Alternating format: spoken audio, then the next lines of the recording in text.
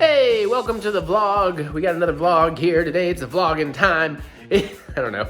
It's July 3rd, 2023. It is 8:11 p.m. We are in Lexington, so you don't have to worry about us. We are not involved in the zombie outbreak happening in Louisville that seems to happen every year this day and time. They'll go overnight, they'll nuke it, it'll be fine. Welcome to the dumb vlog. I'm dumb. I'm Eric Butts. I'm Eric Dumb Butts. Hey, if you want to skip around, you don't want to see everything in this vlog, I understand. I time code it. I put all the chapter stops in there so you can find gaps in the timeline and skip to what you want, or you can open up the description, get a big list of blue numbers, tells you what everything is, so you can just see what you want, jump around, watch it in whatever order you want, or if it helps, maybe you can watch it over multiple days and find your place easier. So I'd like to remind everybody of that, but of course we are here to do some more cooking and some other stuff now after last week's insanely long cook session and less vlog. This one's gonna be hopefully a little more vlog. There is some fun cooking in here, not a lot. It's just something else new I've done, and then we do a little something extra with it, and hopefully you enjoy that. But then of course we are going to talk about Indiana Jones and the Dial of Destiny with no spoilers. We have a big old taste test, a bunch of new snacks we found to try out for you. And of course we're gonna make a cocktail, and I'm gonna do a vinyl unboxing for those of you that are into that, the subscription thing. And, oh, I finally put my Mad Heidi review in here since I forgot last week. And we'll probably talk about WWE Money in the Bank because we do kind of keep up with all that stuff. So that is what's gonna happen in this vlog. So nothing really left to do but to do the dang thing. So let's, I think I broke a wire. Let's get to vlogging. All right, today we're making white bread. A wonderful white bread. Chef John recipe. He's left some details out, so let's hope we get this right. 7:58 p.m. on whatever the hell day it is, June something. 4th? 5th? Mary, you know? The 5th. 5th, all right. So, yeah. So we're gonna start with a cup and a quarter of whole milk, warm whole milk. Ooh. So I did this in the microwave in 3 20-second increments. Didn't want to go the whole way because I didn't want to chance like boiling it. I just needed it to be kind of room temperature-ish. He didn't give a specific heat, so I don't know. And we're gonna put one active dry yeast packet in there. And we're gonna let that proof for like 15 minutes. And while that happens, I'm gonna start working on Mary and I's dinner. There's nothing fancy. Just some of that Cuban mojo pork left over. I'm gonna do his tacos. It's tacos. Okay, so we'll get this puppy. It's Taco Monday. It's Taco Monday, baby. Okay. Echo. Set timer, 15 minutes. 15 minutes, starting now. Let's go! I'll be back. Okay, well, it's proofed. It looks right, I think. Yeah, it kind of looks like what it looked like in the video. I've done it with water, I've not done it with milk, so. Small bubbles for you. And then what we'll do after about 10 or 15 is continue on by adding one large beaten egg. All right. As well as... So now we're gonna put in pretty much all the ingredients, which I have a lot of stuff here. And I was gonna have dinner, I made Mary's, I didn't. Oh, here. Let me do it pretty.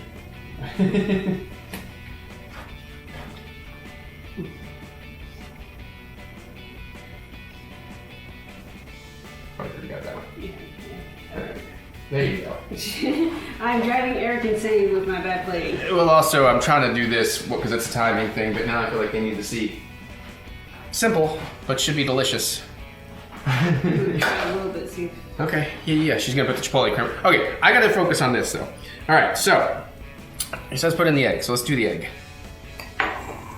So I gotta. I tried to mise en place as best I could, but I didn't get there. Oh, I forgot to get the white vinegar out. Shit. I need a teaspoon of white vinegar. I have to get a teaspoon out of that giant jug. All right, egg crack, here we go. Nope, that was not good. I mean, it wasn't bad, but it wasn't the one-hander I was hoping for. Let's see, I think I can help you out. I've got a teaspoon measure out. Or... No, this is the one I want. There's a reason. Okay. Anyways, I gotta beat this egg. So I need to get the big jug. Yeah, it's the only, I've stopped buying white vinegar because you have that gigantic, like what, 5-gallon jug? No, it's not 5 gallons. 3? Let's see.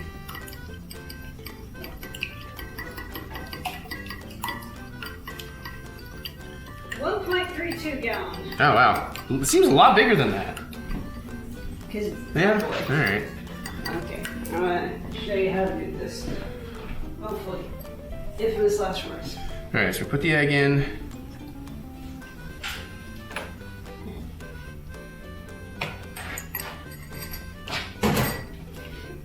Where your camera is. I would. Actually, for safety's sake, I should probably do this over the sink. Oh shit! Never mind. Okay, Okay. Beat an egg. All right, I need a tablespoon of white sugar. Oh, and I did say tablespoon of vinegar. I'm sorry. Did you get the tea? Yeah. Because I said it wrong. Yes, table. But Thank you for. that's why I quadruple check my shit. Okay, can I make the tablespoon work? Oh, just barely. Okay. Sugar is in. All right. So, let's just say we got the long, narrow tablespoon that goes into the mouth, so we don't have to hopefully pour it for it. Now I've got baking soda, not baking powder. We got a fresh box today because ours was old, and I think my box has a hole in it. I thought it was just the random. Okay, where does this go? In there, right in there. How do I open? Is there a trick? Is it just? There Oh, I see should be it. a I see pushing it. thing I got inside. it. Yep. Oh boy. Oh come on. Yeah, it's always tough. You might need to take a knife to help you get it clean. I would go for my steak knives, but. Well, that's you. I don't want to be dangerous. Oh shit! You need a dog the other time. All right, so I need a 1/4 teaspoon of this. And we're done with the vinegar. Yeah, that's all I needed. Quarter. How did that splatter? I don't know. I spilled a little bit, but it wasn't much. I saw a couple of drops. Okay, so that's the egg, the sugar, the vinegar, the baking soda, teaspoon of fine salt. And I grabbed my sea salt, but I don't think that's it. Don't you have fine salt? Yeah, it's in the shaker over here. Here it is. I'm gonna borrow a bit of that if you don't mind, because I don't have any. Yeah. What was it? I No, need a no, you teaspoon. can't. It's all mine. Well, then that coffee is mine too.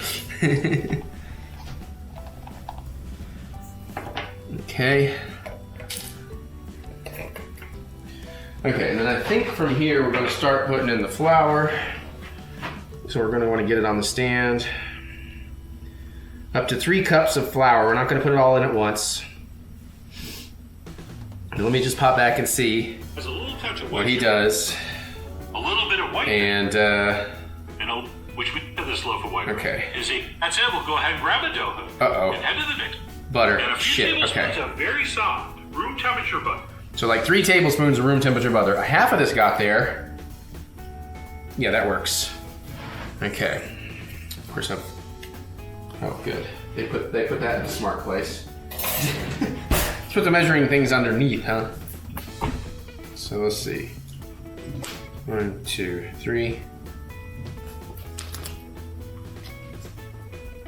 How are those tacos? Pretty good. Only pretty good. Let's break this up into. We'll get the butter in after we get some flour in. So how much flour did he start with? Which we don't need, but we want. His. And then we will finish off with some all-purpose flour. And a few tablespoons of very... All right, I'm gonna go ahead and do, like, I don't know. I really want to eat my bird. I'm so hungry.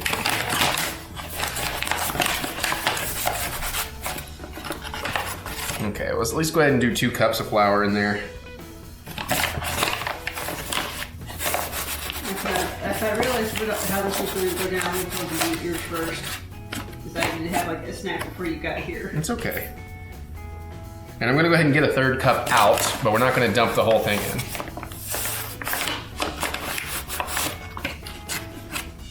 Put a little in though.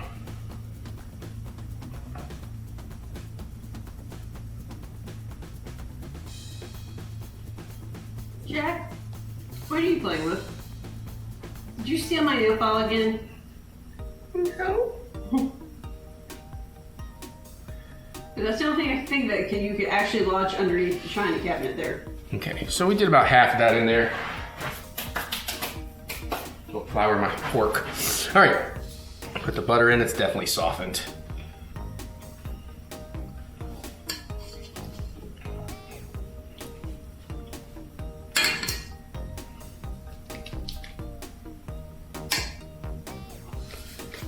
Okay, all right, so now we gotta move the camera over because the stand mixer's over there. And Stop. Room temperature. We cut into a few smaller pieces. measure, you know. That's it. We'll go ahead. Don't copyright claim me, homie. Head to the- Hi, Jack. We're gonna start kneading this dough on low speed. Low speed. Okay. Let me bear with me while I move the camera on y'all. Let's see if I can find that angle, and let's see if we can not splatter flour everywhere this time. Ugh.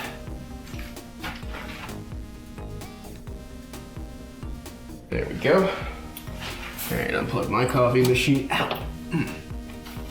Pinched a nerve. And boop, stand mixer in, unlock, head back. We grab a dough hook. Oh, wait, I do appreciate that you do not unplug my coffee maker. I know you actually care about your time. I don't. I never use a timer. That's why, if anybody's wondering. I assume that's what you were gonna. Yeah.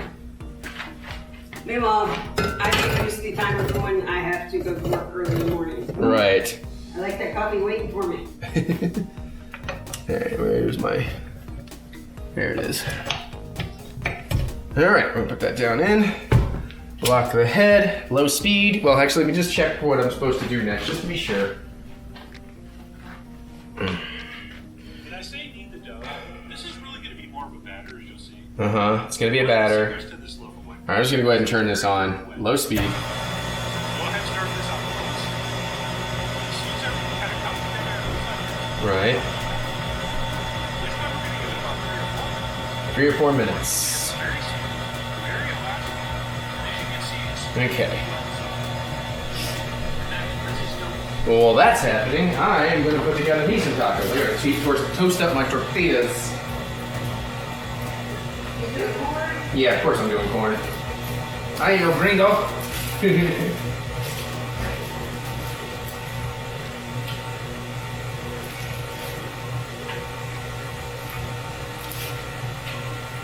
Yeah, using my sandwich maker as a griddle, I can actually get all 3 tortillas warmed up at once.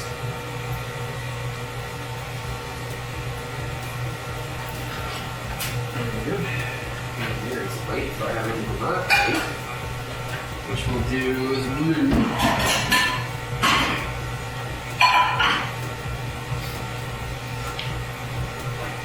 Okay. So we're watching the stand mixer and my butt. These pants are available. There's Eric Butts' butt in Butts. Eric Butts' pants. The dough's coming together pretty good so far. Let's go ahead and work on a little bit more of the flour.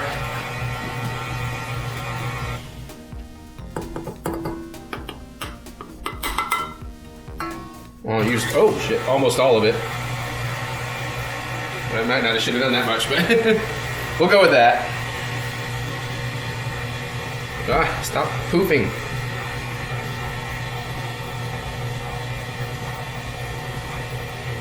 Okay, it's incorporating, it's doing it. Oh shit, my tortillas are burnt. Where the fuck did I leave the spatula? Where the fuck is the spatula? Next to the thing! Sorry. I moved it to the most logical place, next to the thing where Yeah, you're but you using moved it, and I didn't know it moved. Oh, they were like steaming. I thought they were gonna burn. They actually did not crisp, so. Whew. Sorry, I panicked, man. I just look over and they look like they're burning, and I'm like, oh no, what the fuck? Okay, good. That dough is coming together nicely. We'll let it mix for another minute. You did steal my Did he? and then he got under the caddy. Mmm. Yeah. Right. Why am I dry? Okay, that. Although there is like a chunk of butter there, it hasn't quite. There, it just picked it up. We'll let that work. That chunk of butter in it just grabbed. And where's my phone? We're almost through the hard part.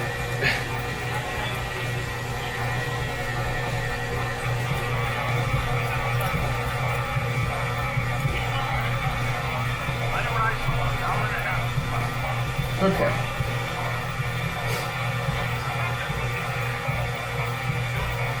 All right, we're almost done for this part, and then we'll have the 1.5 hour, 2 hour rise time.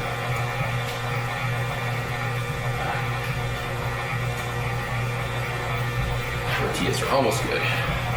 Okay. Lift. I may have to give this a little help. Yeah, I'm gonna grab a spatula.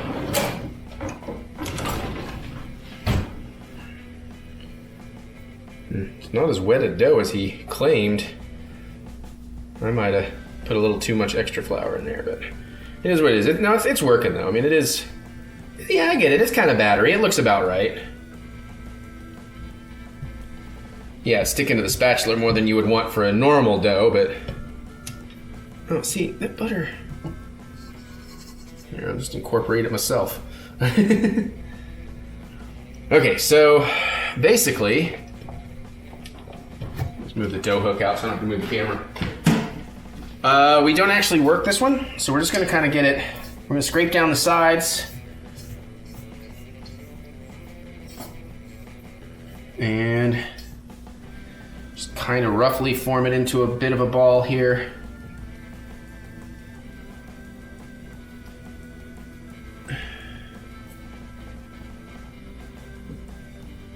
Okay. Push it real good. And that's all there is to it. We're now gonna cover it and let it rise for an hour and a half to 2 hours. So I'll just put a, oh yeah, not like that, that'll work. Where's my towel? Just throw a dish towel over this thing and pop it in the, shit. Oh, fuck, my towels, god damn it. Whew. Perfect. Perfect-ish. Perfect enough-ish. All right, let's turn you off. Okay. And now I do have to do this, which is great with the camera in my way. Using the oven for storage. You know you got too much shite. And I need to move an oven rack. Oh, I just realized the probe issue is no longer an issue apparently. Dang it.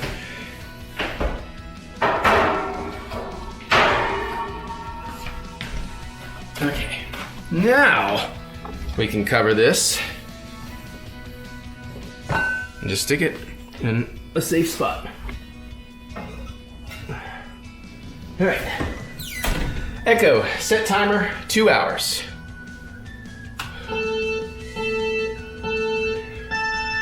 All right, and on that note, 2 hours, starting now. I was gonna cut there, but screw it. Let's put together my tacos and show you right quick.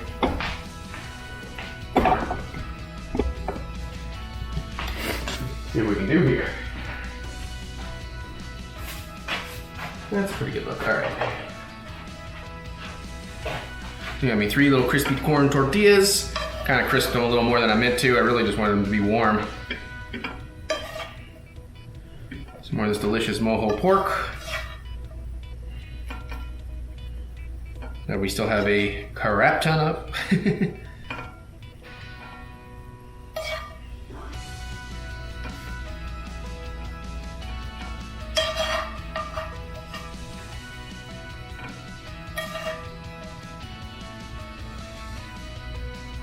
A little bit more on this one. I definitely cooked a little bit more than I needed. It's okay. It's still going to be delicious. This one's a little light. There we go. We'll come back to the rest of that. Just a little finger snack. Okay, let's pickle me onions. These are some of the most vibrant pickled red onions I've ever made. I don't really know what happened there, but I love it. Mm-hmm.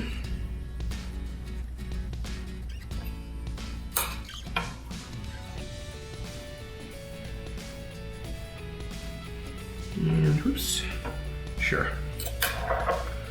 And some of this leftover cilantro. It's seen better days, but I think we got just enough here to get a good use out of it. Still looks pretty good, actually. Most of it. And we also have some cilantro in the cremas, so. Okay, I think that's the end of that cilantro.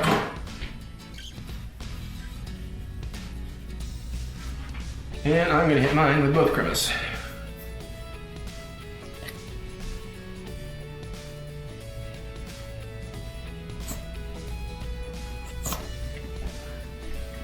There we go.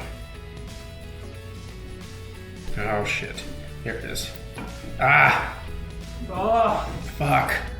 Got a It's fucking, lucky. yeah, I got a thing fucking stuck in there. that's right. I just point in the sink and squeeze real hard. Oh man. Sounds like it went through. Nope. Just went around. Oh. That was a big lovey. Yeah, a bit of pepper that didn't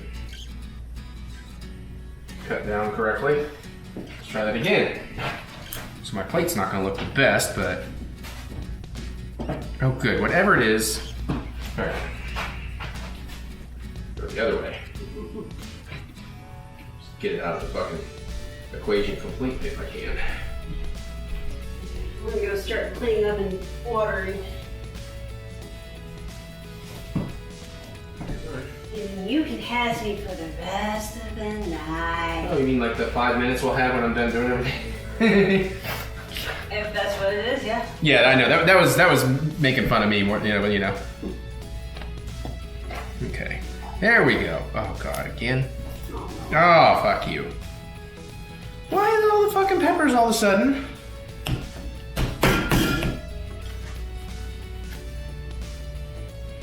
Oh, jeez. Seriously?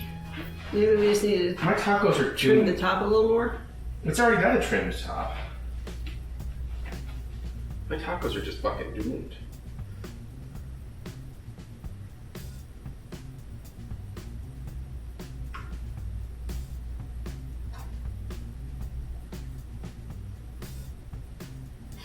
Okay. Let's see if that gets the trick done. You should have. That'll fix it. Oh, there we go. Till it instantly clogged again. Are you kidding me? Fine. Oh my gosh.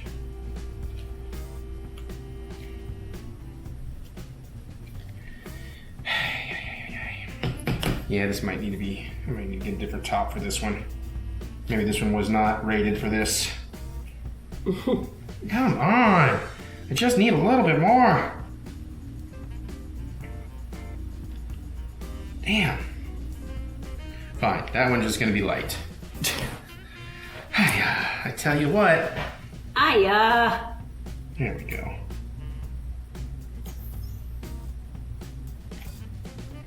Okay. And there's a mostly pretty plate of tacos. I'll see y'all later. All right, we are here for the next bit of the bread thing. It is 10:33 p.m. I should have set my butter back out a little sooner than I did. There we go. All right. So we're gonna check the dough in a second, but we got a little bit of business we want to do here. We want to get this pan buttered. Also, I have a lame set finally. I'm excited. We're gonna be using that in a bit. Get my ring off. Let's get this creamy butter out. It's starting to get a little melty. Give me a little knife. And let's get some butter in this paper towel so I can do a little bit of buttering. You butter in your pan? Yeah.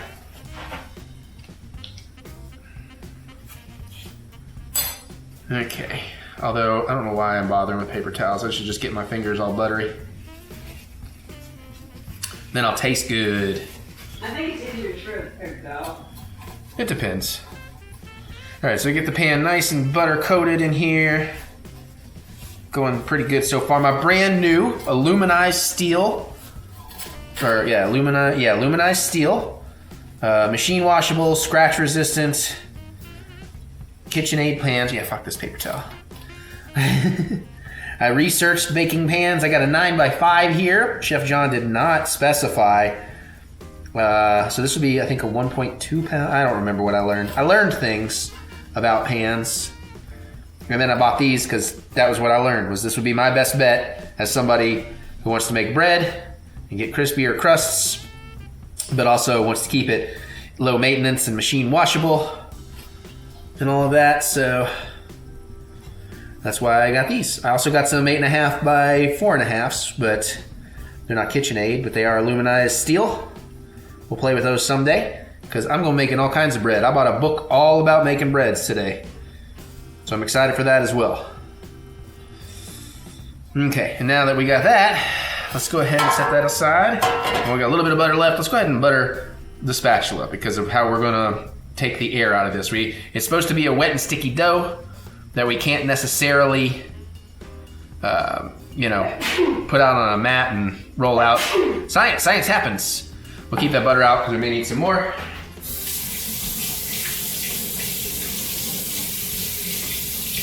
And come on, give me my warm water. Why is it giving me colder water? It was warm when I started, now it's cold again. All right, good enough for us right now. Oh, I still got butter in my palm. All right. So let's see how our stuff is looking.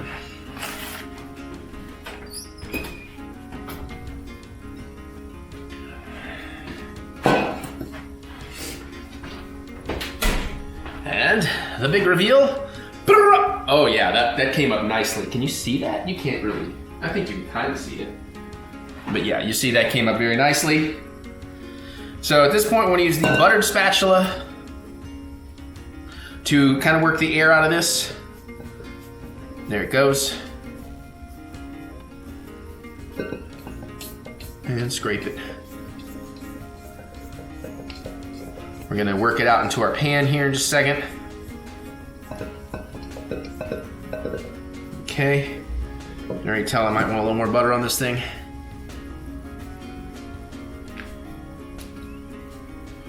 All right, let's try to get this into the pan as best we can. Do a little bit of the pan can. Scrape out as much as possible. All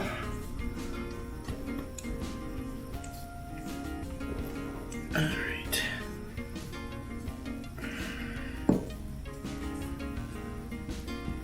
It still has that kind of battery consistency, so that's good. Battery? Yeah, it's like a batter. Hey, I get to make up words. I'm a chef now. You are the... I don't know. I was going to do a Chef John pun, but I'm too focused on getting this part right. Okay, we got most of it. I'm getting a little bit more. Let's get a little more butter. Maybe we can get that out. There we go. All right, let's work this down into the pan, kind of form it a little bit. Actually, more butter, please. Oh, nice. Get you a sexy woman. Sexy women belch like real men. Okay, we're just trying to work this into somewhat of an even layer in here. Doesn't have to be perfect, doesn't have to be pretty.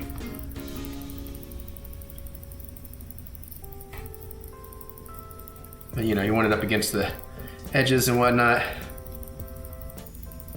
This also helps us work it out some. Ooh, yeah, it's still super sticky, so let's get some more of that butter on there.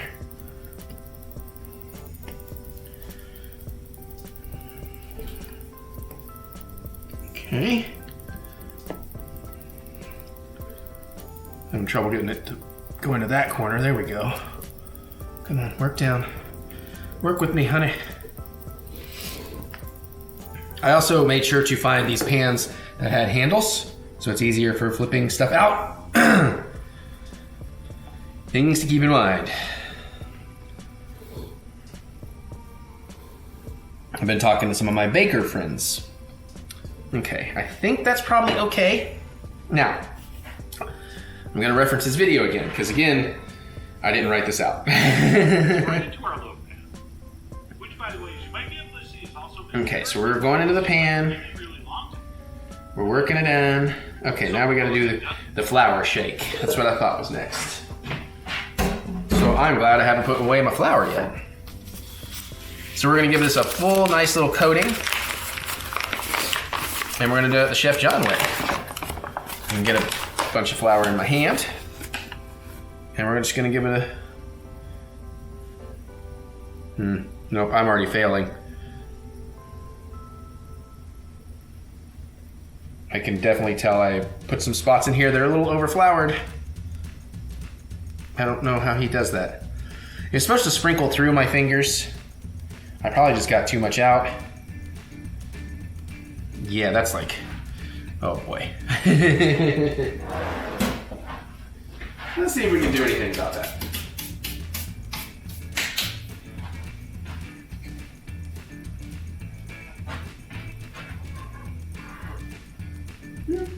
Actually, we might be okay. Especially because we are going to touch it now. We want to get that a little gentle, just to sort of flatten this So- top surface. Okay, gentle pressing. Shape. Sort of roll it over so it has a nice smooth even skin on top. This also gives me an opportunity to So we'll have to settle with a little pressing, which as move this flour around. And then once that's it, what we're going to do for the next 30 minutes is absolutely Right, so once we do this, we gotta let it rise another 30 minutes. We don't even cover. Just trying to get it as flat and smooth as possible, but you're not gonna get that perfect, so don't sweat it.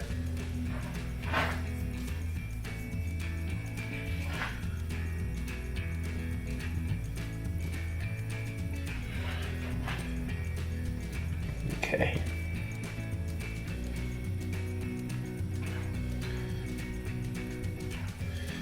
Okay, that should be that. Theoretically.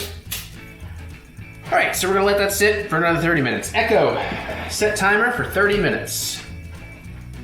30 minutes, starting now. All right, we'll be back and we'll get this puppy in the oven pretty soon.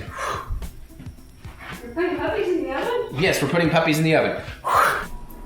Okay, my oven is almost preheated. It's 11:12. My alarm just went off. We got just a little bit more to do before this goes in the oven.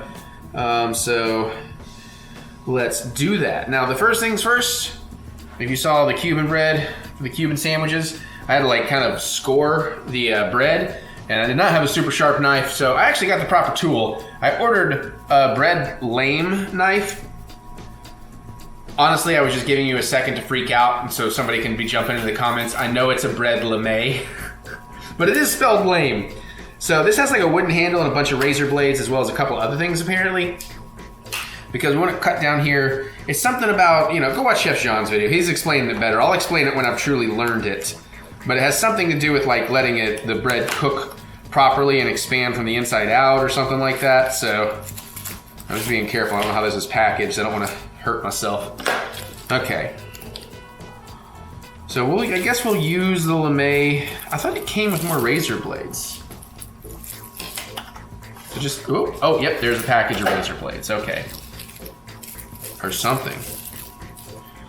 All right, so boom. So we have a really sharp razor blade, and we just want to get a nice cut through here.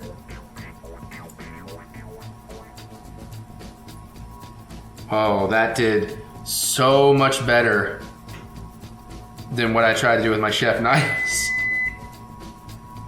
And that is our oven being preheated.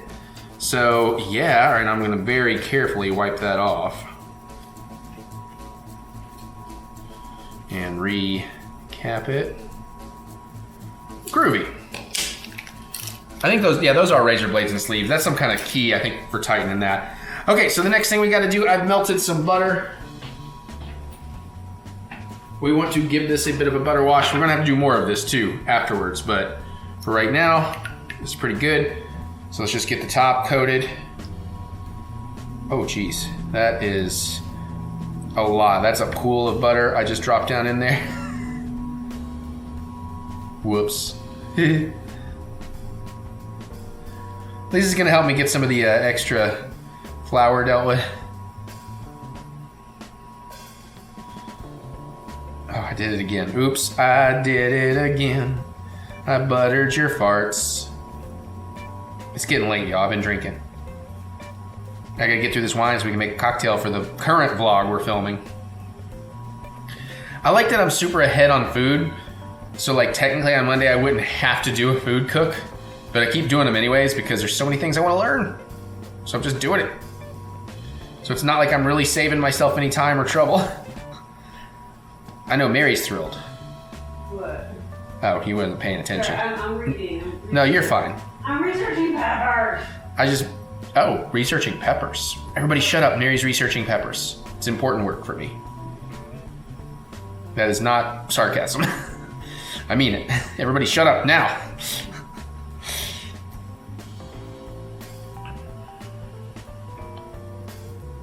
But you can see the bread rose pretty good for that 30 minutes. And we're gonna bake it for 30 minutes at 350. So I don't think I mentioned that. The oven is set, it's preheated at 350. We're gonna middle rack it. Oh, what the fuck? I don't know what that was. Good, I got it on the outside of the bowl so I can get rid of it easier.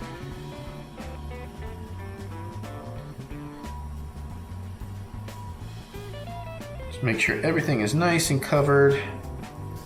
And that feels pretty good. Okay, and with that, we're going in the oven for 350 for half an hour.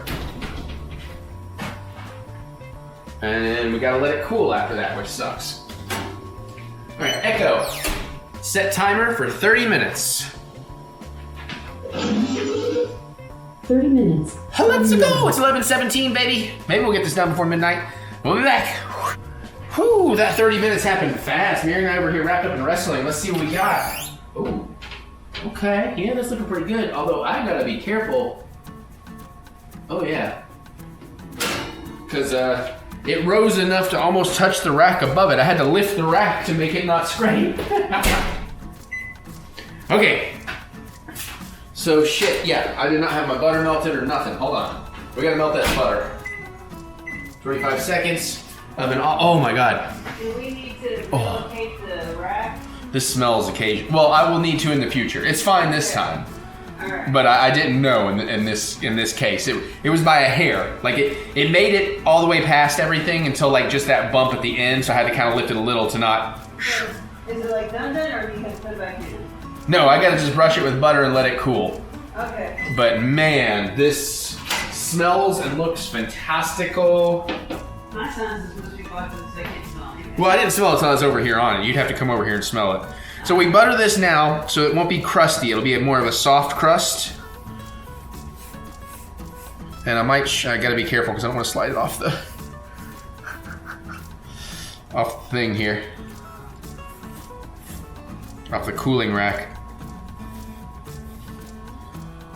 I hope I have just enough of the right amount of butter. Oh, this looks and smells awesome.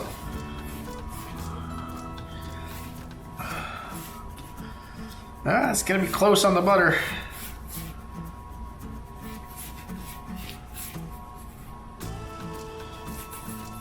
This was like 2 tablespoons of butter, by the way, in case anybody was wondering when I melted it, just to give you some idea of how much. Echo, set timer for 10 minutes. 10 minutes, starting now. So we're gonna let it cool in the pan for 10 minutes, and then we need to set it out on the cooling rack and let it come completely to room temperature. So Chef did like an hour. Mary needs to be in bed by then, so she might not get to taste it tonight. I don't know if I'm gonna taste it. I should. Okay, but there you go. That's looking lovely. Maybe in 10 minutes I'll come back one more time. Okay. Alright. Okay, we got like no time. It's time. Echo dismissed. It is time to get this loaf out of the pan, and we gotta let it cool for an hour. I'm so sorry, Mary.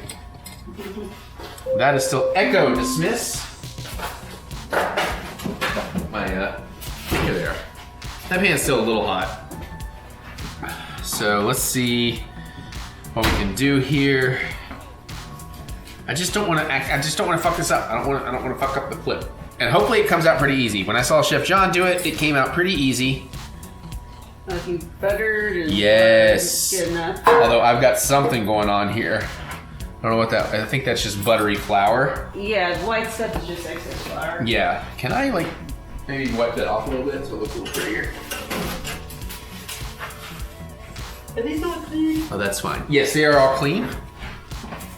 Oh, baby. Look at this. Ooh, it feels so good. Smells so good. That is way better than a store-bought wonderful bread. See, I didn't use names. I think it's fine if I use names because I'm just fucking around in my private kitchen for fun, but I know Chef John's like a pro cooking channel, so I think that's why he's hesitant to. But damn. Echo. Well, no, never mind. Midnight. So basically 1 a.m. I could come have a slice if I want. I don't know if I would. I feel bad that Mary can't have any. So the plan is maybe tomorrow. I have an idea for a super badass grilled cheese with this. You have to give me a bite though. I figured. Because I'm probably going out to dinner tomorrow. But I don't want to promise it to you yet, so I'm not going to tell you what it is. But that looks really good. It didn't quite mushroom top like it did on the sides. I don't know how you can see it from here, but it didn't quite mushroom top the way it. Oh no, I guess it did. That looks so good. It feels right too. I got the top crust maybe a little crispy though. I can tell like right in those seams. Mm-hmm. But like right through here, it feels a little more correct. But also that might just be that it needs to cool. But damn. Listen, I know I was supposed to do this before the lockdown when everybody else was, but hey, you know, I do things on my timetable. That's not sourdough though. No, that's true. I know everybody was doing sourdough, which is like weird because like, I mean, sourdough's fine, but it's like, it's fucking sourdough, who cares? I care, I gotta learn it. I'm gonna learn all kinds of things. Dude, that book I bought, there's a coconut brioche recipe in there. I don't know, I haven't looked at it yet, I'm curious, but lots of bread coming because I'm creating my own sandwiches and burgers and hot dogs. And fuck yeah. All right, well I may or may not be back tonight to slice into it. I may just hold off till tomorrow, but I'm gonna let it cool for an hour. And he's totally getting into it before he goes to bed. I mean, there was part of me that thought about like, you know, 5 a.m., why not? Why don't I come in here and make me a bedtime grilled cheese? And I was like, oh, that'll be good for my waistline. I've actually been doing really good with my weight lately. Well, relatively. So, all right, anyways. Hey, just thin slice, lightly toasted with a little bit of butter. Well, no, I was going to make like the thing I want to make you. No, I'm saying it for a bedtime snack. That's more appropriate. Yeah. Well, if only I had made my jams. Because that's the thing, see, here's the thing. So y'all know I started the hot dog thing because of Joe Bob and his rants about no ketchup on hot dogs. Well, that son of a bitch that I love has gone on now to argue that only thing belongs on toast is butter. He was against avocado toast, and I'm like, here we go, challenge accepted. So I got a lot of ideas. That's okay. There's other reasons I want to play with some toast ideas too. So Mary knows all the secrets. That's what I tell everybody when they tell me something needs to be secret. I literally tell them, yes, of course, I will not tell a soul. Except my wife, because she's my best friend and I tell her everything because I need to talk about it with somebody.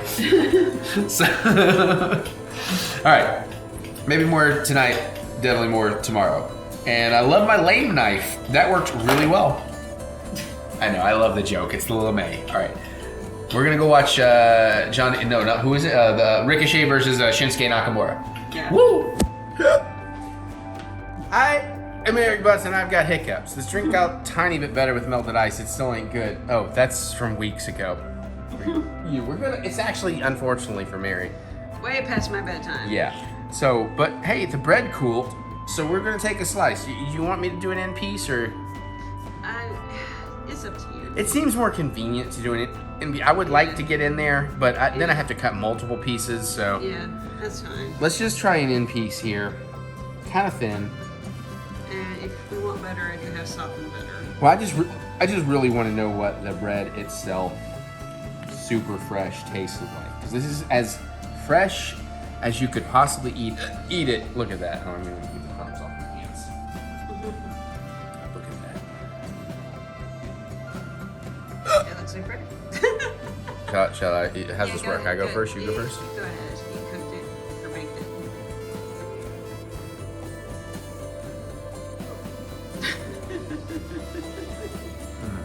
Actually, the bread. You know what? The bread's probably a good thing for me right now. So is it moist? Yo, holy, oh my god. I see why people talk about fresh baked bread. You wanna save some for me? Oh yeah. I just needed a piece to chew on. Or do you just want that whole piece for yourself? No, I cut some more for me. Holy shit, so fluffy, moist. And the crust isn't too much. No, the crust is fucking perfect. Isn't it? Like, it's just right. It almost has a crispness, but it's not really crisp. It is soft. Yo. Now, what are you going to put this in? What do you mean? What am I going to put it in? What are you going to store your bread in? A Ziploc bag for now until you let me buy the bread. What is it called? Bread box? Bread box that I want, because I haven't figured out where to store it yet. I still feel like I don't know how good bread boxes actually are. Yeah, no. Other than like okay. keeping the cats from getting to it. I will research. Well, the thing is, you don't want to totally seal it. You do want bread to hit the air. I mean, at least, like fresh breads. Obviously, processed breads, different story. Are you gonna leave me any? Oh, sorry. I'll tell you what. I'll take one more tiny bite, and I love you, so I'll give you the rest. That is the best goddamn heel of a bread loaf I've ever had. That might be right. Holy shit, Mary agreed. Dude, that's awesome. Am I wrong? That's pretty good. Chef John knows what's up.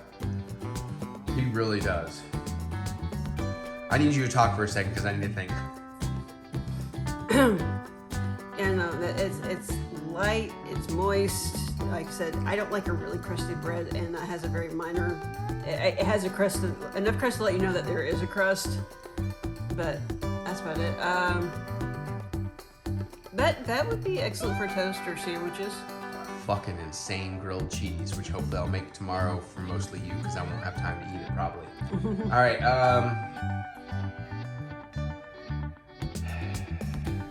I couldn't do it as good as I wanted. So the best I have is my love of store-bought bread is gone, thanks to the wonderful Chef John. Mary made me cut her another piece. She liked it that much. She made me cut her another. I mean, it was a thin piece. Okay, are you okay? I'm good.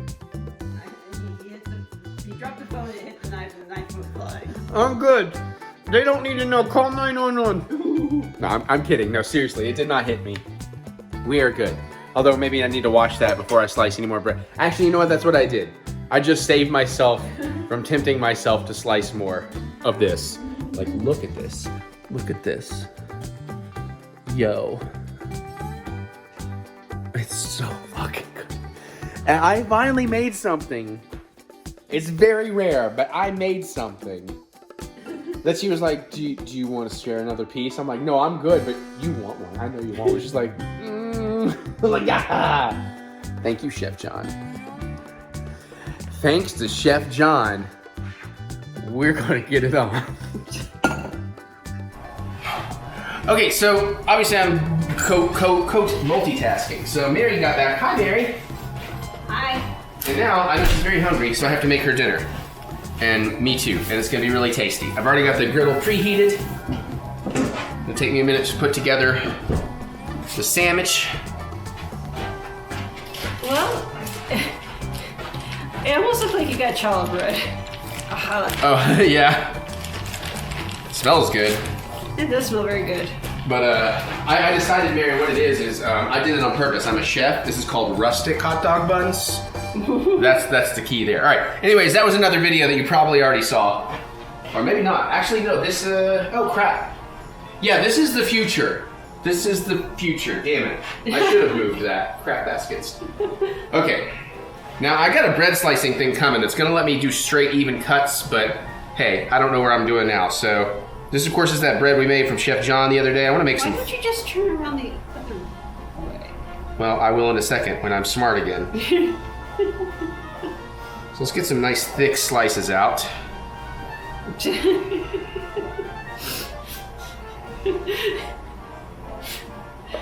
How much have you drank already? I haven't drank anything yet. Fucking, you're already doing that. Yeah, I'm gonna do 2 sandwiches. You're gonna do 2 Sammys? Yeah, because I think I can fit both on there and I wouldn't mind one, and I think there's gonna be plenty stuff for all that. Okay. You know, I'm gonna go be nice. I'm gonna go pull the bins around for you. Oh, thank you. You should Okay. make me some din-din. Yeah, hopefully it turns out good. I also have a 1 yolk, 2 white egg scramble there I can do. Okay. That's why I went ahead and put some salt and pepper in it. I bought myself some sugar snap peas. Ooh, nice. The farmer's market over at Gardenside or whatever. Maybe a quarter to a third the size of the one at on Saturday mornings downtown. Okay. But there's still some things you might find interesting. Okay. We buy a lot of local meat. Right. Ooh. Do have provolone. All right, American and provolone. Oh, I need that mayo. Nope, I need this mayo because it's gonna be easier. Mayo. We're finally gonna try mayo on the inside, butter on the outside. I've always wanted to try. Mayo on the inside, butter on the outside. Well, remember how we went mayo? Like Yeah. we discovered that's the best. Well, we're gonna try this differently. Okay. Now let's see if I can get this spreadable. It's probably still part of this will be nice and spreadable. So this is the from your, if you recall, from the steak dinner. Is that still in the future? Yeah, I'm way ahead. This is the Okay. the rosemary garlic butter. Thank you for stopping distracting me so I can actually tell people what I'm doing. So I'm gonna butter up both sides. Hopefully. Where the bread's kind of moist, I don't know, man. It's not as spreadable yet as I was hoping.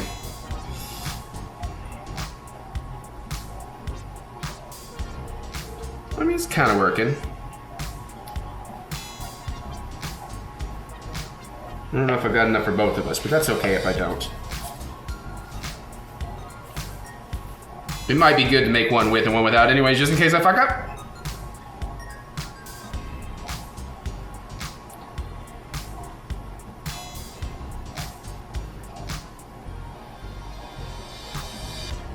Yeah, I should have gone ahead and just sliced this into patties and let them... Oh, because I'm tearing the bread. Fuck. Okay, I gotta be careful with that. I'll get some from this other side. That's a little smushier right now.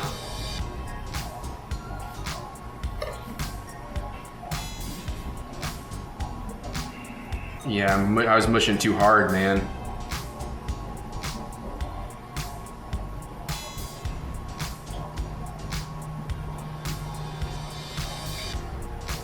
Oh, am I tearing this piece? Oh, this piece is coming apart. Shit.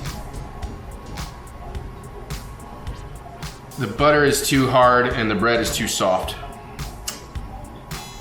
Well, we're gonna have to work with that. I can't undo that. Tell you what, let's just toss this in for like 10 seconds. Excusez-moi.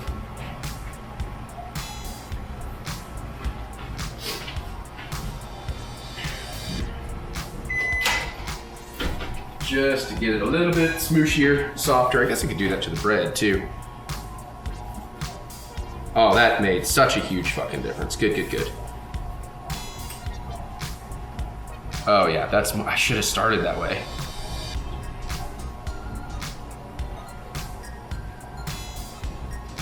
Cool. I might have to just stick that in the microwave for like a few seconds.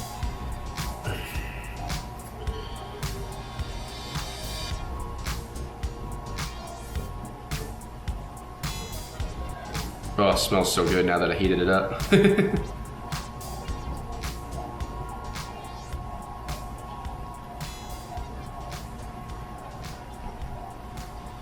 Getting all them little crevasses.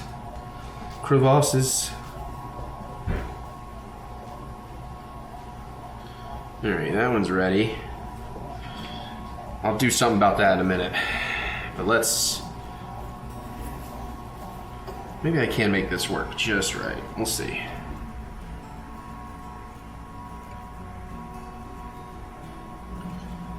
I don't quite have enough to do this, do I?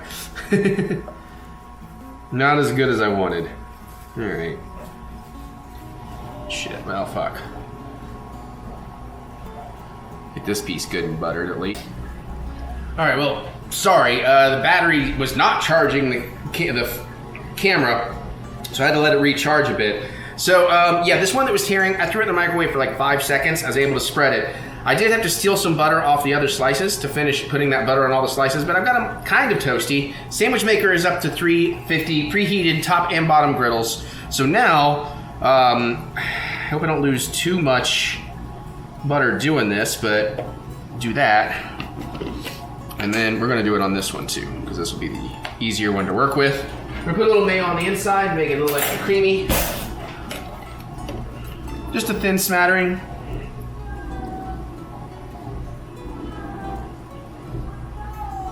I think I didn't account for, this bread being a little more porous than the breads I'm used to working with. Yeah, I really need to get more out, don't I? There we go. A little better.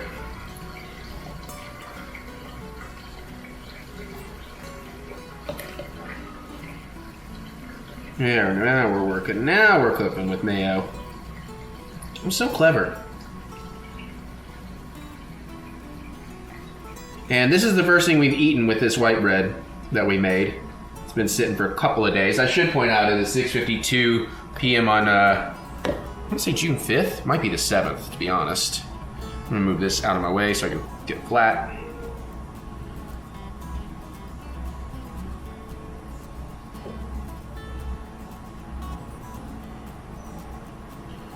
Just a little bit more. Probably a little more than that.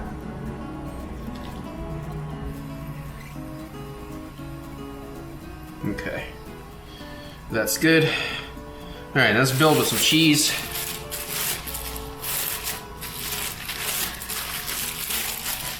Oh boy. Okay, open this up. We'll start with a slice of American. The best melting cheese. That hopefully comes apart easily for me. Not easy enough, huh? Come on. Come on. All right. Slice of American. Put a slice of provolone.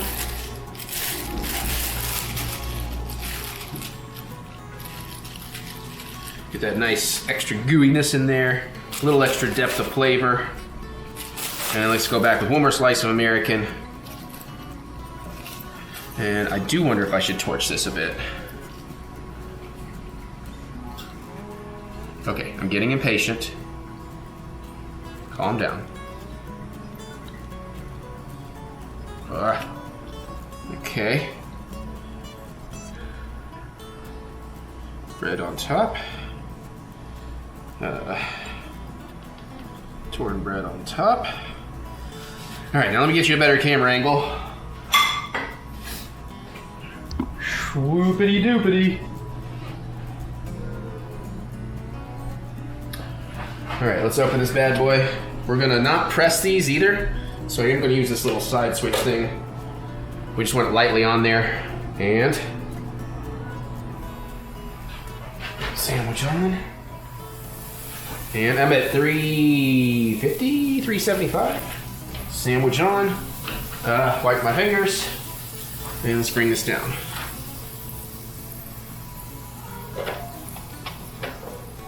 Look right there. Is that contact? No, one more down. Because I don't really want to smush these, but I do want to make sure. Okay, good. They are grilling. Echo, set timer for 4 minutes.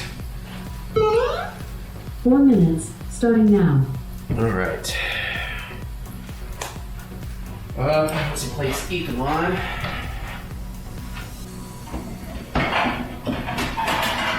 Come on, this pretty red boy. She's got too much shit everywhere. Give Mary a standardized whitey. So you know I've become a grilled cheese master, but this is going to be interesting doing it on the griddle like this. And then hell, I may actually just go ahead and fry this egg up so it'll get some of that butter flavor. And in the meantime, I'm going to work on cleaning up my station a little bit.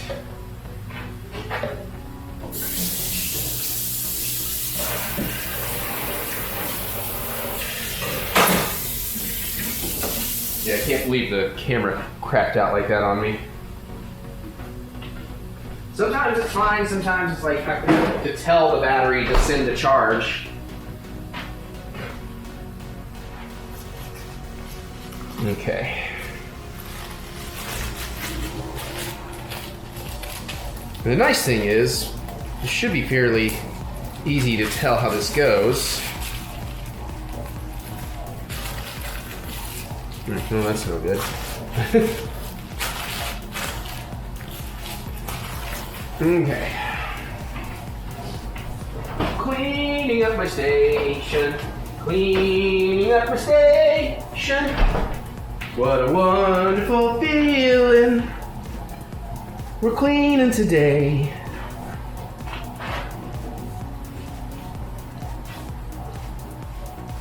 I do hate to lose some of that lovely butter to the cutting board when I had to flip, but hey. It's Chinatown, Jake.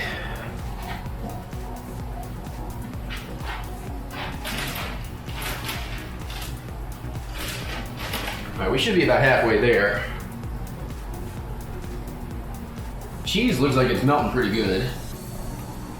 Or is that the mayo? No, that's cheese. It's ooey gooey melty cheesy goodness. Alright, let me take a little peek. Oh, that's good. We're calling it right there. Alright. This one was Mary's, right? Because yeah.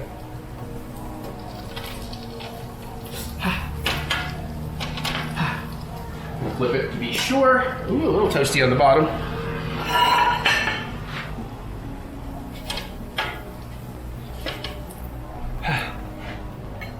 Ooh, mine's a little extra toasty on the bottom. I'm gonna flip that for photos. Okay. There we go. So let's get close-ups. And yeah, I flipped it back over, but nice gooey cheese. Echo dismiss. So interesting that it did brown further in the back. I guess that's because the way the sandwich maker pressed, it probably pressed the back a little bit more. Interesting. Also could have some kind of content dealy going on with my stuff. Move that out the way. We'll come back for working this egg in a minute. But I am excited to try the Zooey Gooey grilled cheese with the garlic rosemary butter. I got a real good feeling. Huh? Mm-hmm. All right, let me turn the camera around. All right, I'm gonna go first because mine will be a little bit hotter. Or, you know, I know she'll want hers to cool a bit more before I do. Now, again, I did get one side a little more, but, you know, we're playing with the sandwich press, so. Got a bit of a streamful there, or cheeseful, I mean. Mm-hmm. Mm.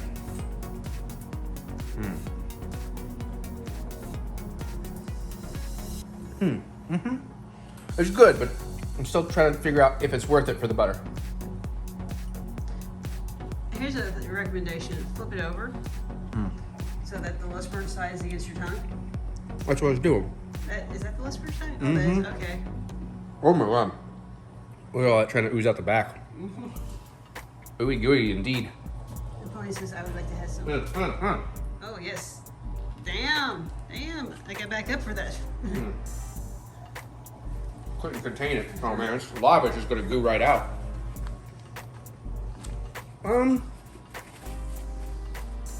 It's good, but I don't know that it's all that special. So is it just provolone and American? Yeah, 2 American, 1 provolone. Little mayo inside the bun, butter, Okay. whatnot.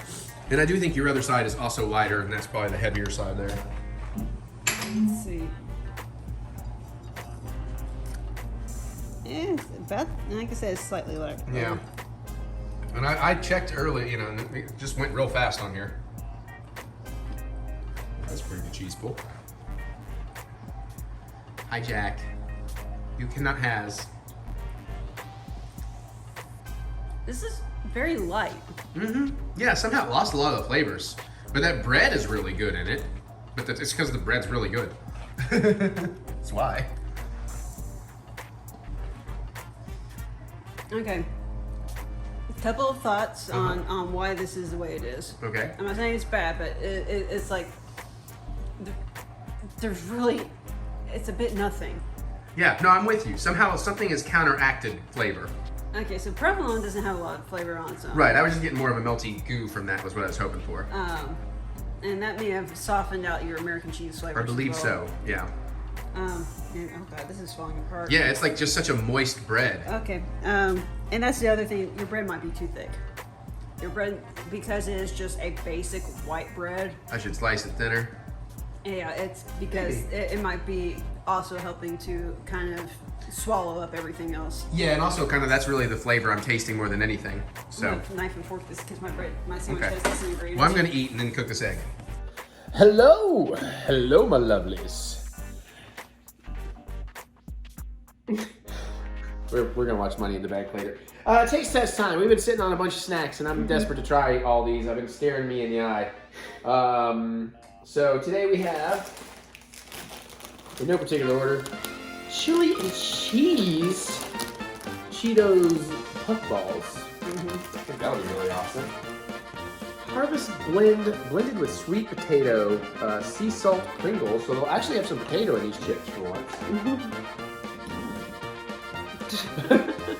Sweet Thai chili, Blue Diamond olives. Goals. Just Magical marshmallows, Lucky Charms marshmallows. And, oh yeah, 2 of Mary's favorites. Her personal Reese cup, dark chocolate Kit Kat. Hopefully they're good. Yeah, I mean, hopefully. Okay, so where would you like to begin? I assume we would begin on the savory. Let's start with the Pringles. Okay. So I feel like that's going to, generally speaking, Light. There's more subtle flavors to the, oh god, my mouth is on fire. Yeah, I don't think it's just chili and cheese. It's not meant to be like spicy. Well, I was thinking more of the Oh, the sweet Thai chili. um, Well, sweet Thai chili, usually eat sweet Thai chili, so we'll see how that goes. Like Pringles. smells like Pringles. Not a lot of seasoning, but again, it's just sea salt seasoning. It's just blended with sweet potato.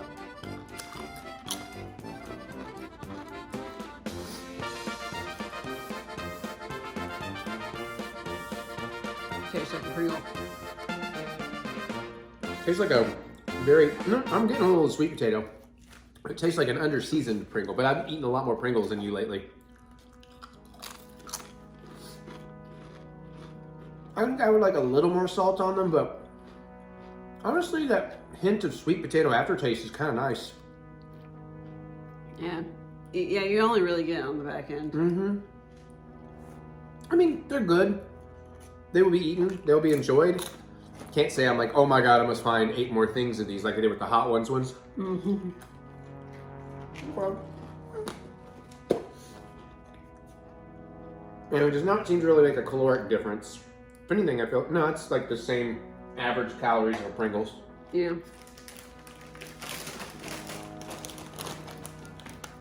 Mmm.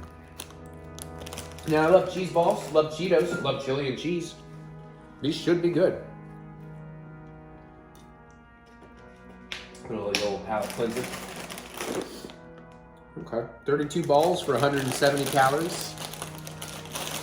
Ooh, crap. Ooh. Well, that's gonna make resealing this tricky. Just split down the side super easy. That's all right.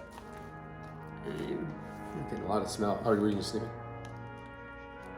yeah, not much, man. I'm just gonna try one, but I grabbed a few.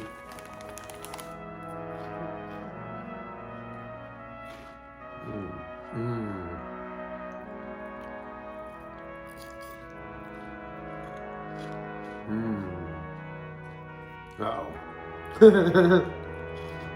I'm trying to see if the flavor actually builds. Mm-hmm. 'Cause I'm personally not getting a whole lot. Well,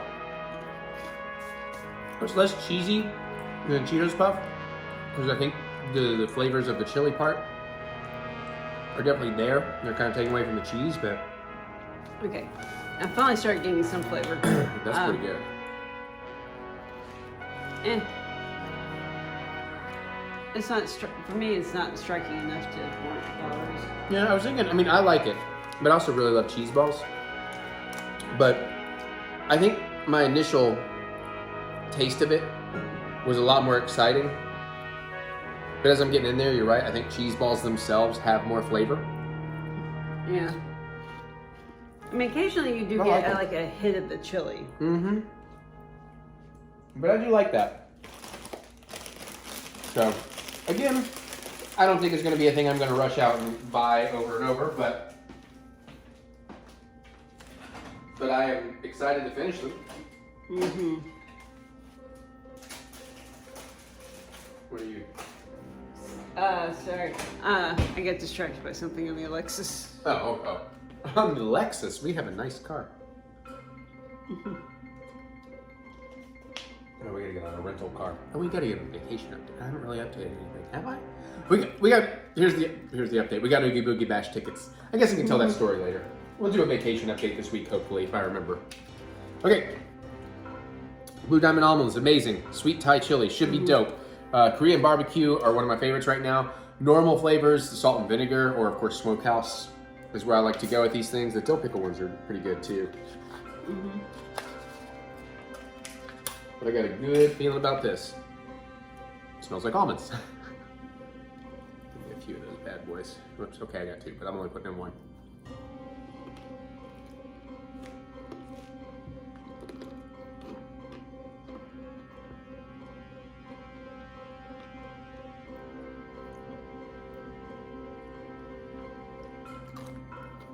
Okay, maybe if you check off the flavor first. Mm-hmm. But okay, I'm getting heat on my tongue, but I'm not really getting much flavor. Yeah.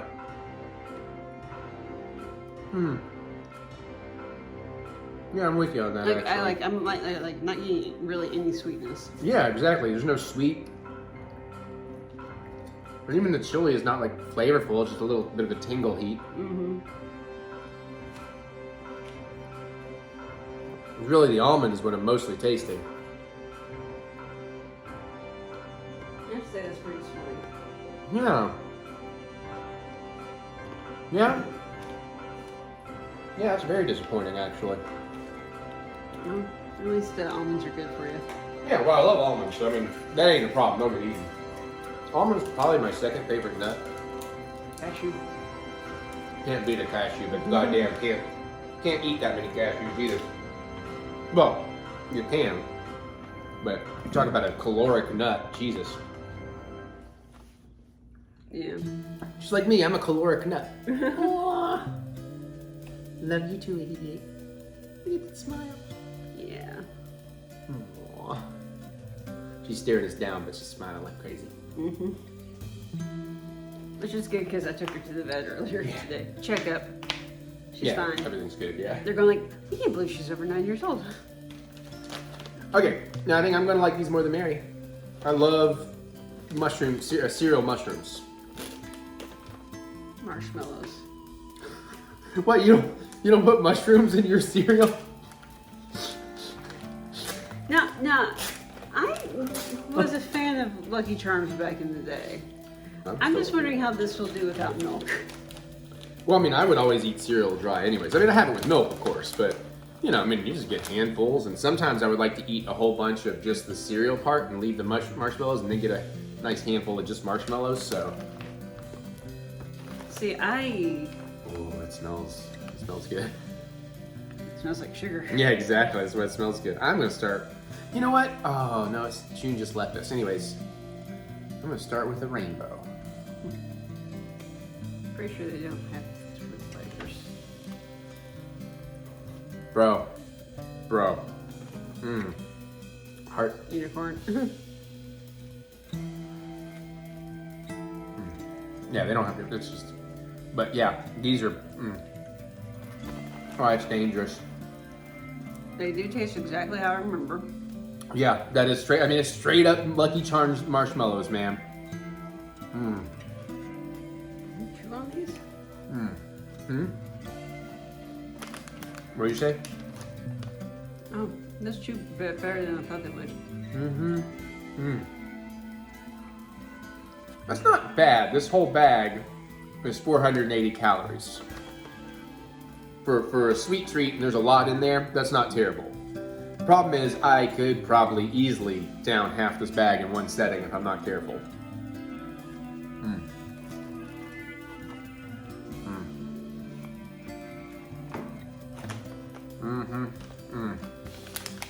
I'm gonna have to get a second bag of these since they're limited edition. You good? Oh. Okay, we finally have a winner for me. With the first 3 disappointments. I would actually rather have the whole cereal though, because I feel like I need something to balance out all that. I could see where you're coming from, but I would like it.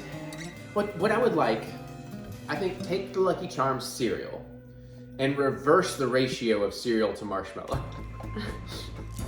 and then we're talking. Although what's cool about this is you can throw those marshmallows into other cereals, so you could do like your own mix-up, like grab some Frosted Flakes and throw those in or something, you know. Yeah, might be fun in like a hot chocolate. Oh yeah, hot chocolate. Ooh yeah. Or you got a cocktail like a chocolatey cocktail. This is fun garnish. Or you could like do cocoa puffs in the cereal and like mix those in. Like, Yeah. That'd be pretty dope. All right, last but not least, this has got to be good. It's got to be good. Hopefully. I'm gonna let you deal with it because you will likely, even though I will want to eat the whole thing, you'll likely be the one that's gonna. So I'm gonna let you use your dainty ladylike fingers. I mean, sometime today that I'm so screwed with you. This is messy. Ooh, careful.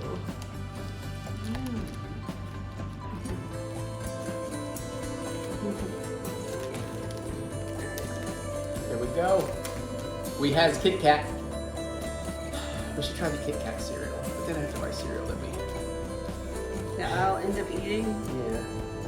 Oh, I see. Okay. Aside. Yeah, you confused me. I was like, are we having half each? Okay, I'll eat a whole one. Wait. Dink.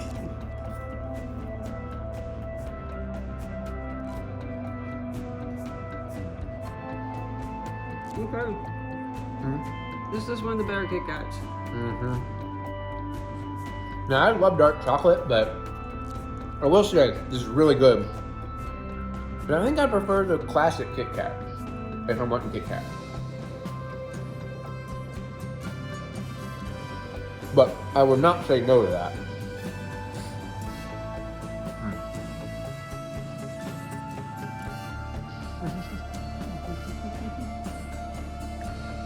Such a happy girl.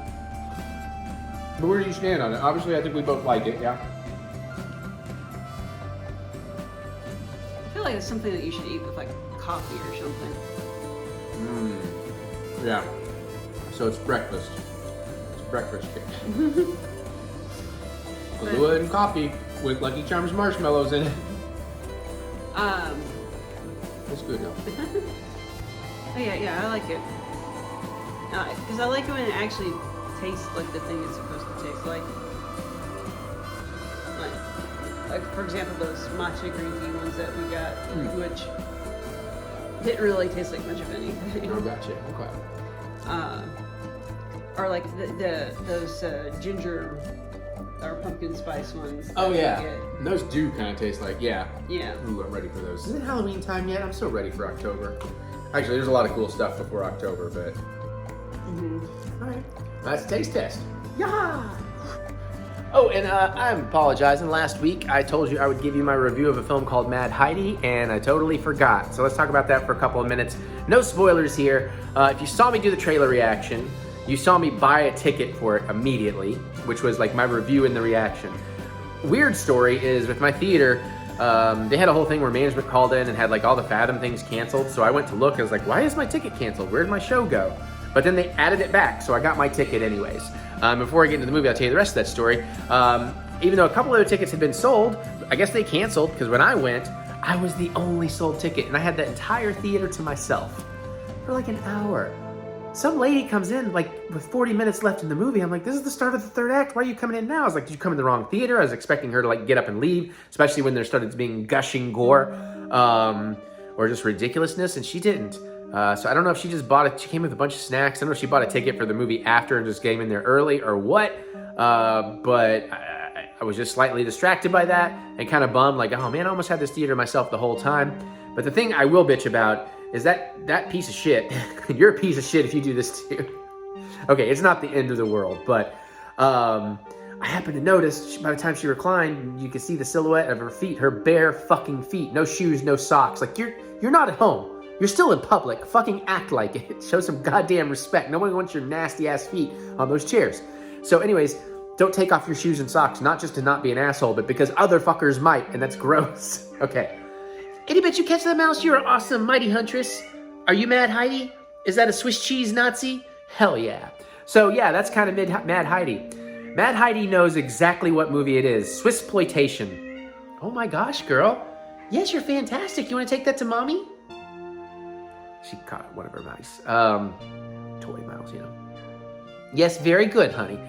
So it knows exactly what it is. You see that trailer, you like that trailer, you're going to get that. The only real complaint I have about it at all is in the middle, in the women in prison section, it does drag a little because they kind of get too good at it and it feels too much like one of those older films and it leans out of the excessively ridiculous that most of the movie has. But like the first acts are incredible. They're hilarious. I'm laughing out loud a bunch, even by myself in the theater. And the end really pays off well. Though, yeah, and they did come on and introduce before that this was like a crowd-funded, super low-budget movie that just happened to take off with people. And I wish they had a little bit more money because even though the end is great, is ridiculous, does have a lot of craziness to it, I would have liked to have had more. I would have liked to have had it get a little bit bigger than it does. But man, they set up some great villains that are satisfactory, taken care of. This does feel like it could very much be a Lloyd Kaufman film. They're certainly inspired by it, especially some of the reveals in the very end. The lady that plays Heidi, fantastic in this. Pretty much the whole cast is fantastic. But Casper Van fucking Dien is having the time of his goddamn life in this role, and I love him in this. And the best part is he's like constantly in and out of this half-assed like Swiss accent. And every time somebody refers to him, because he's like the dictator, he's like the main bad guy, you know this from the trailer. Every time somebody refers to him, they're like, yes, our most certainly glorious, actual Swedish leader, or whatever. They're always like, yes, my very Swedish leader. Like, they're kind of joking around about like, yeah, he's totally Swedish. Hi, Eddie, big, good job. Here, you want to show the camera? Look, sweetie, what'd you get? You get that mouse all by yourself? Look at that. Good job, honey. She caught that mouse all by herself. You're a mighty huntress. That is my Mad Heidi right there. Mad Eddie. Yeah, you. But dude, it's so much fun. Like, it is gruesome. Like, it's gross out gruesome. It's not like hardcore, realistic, violent core. Like, at one point, I don't know. There's exploding heads and like Gwar-style geysers of gushing blood and you know, bullets ripping through and limbs ripping off and all kinds of shit. And stabbings and just like funny shit and breaking people shit. It's pretty messed up.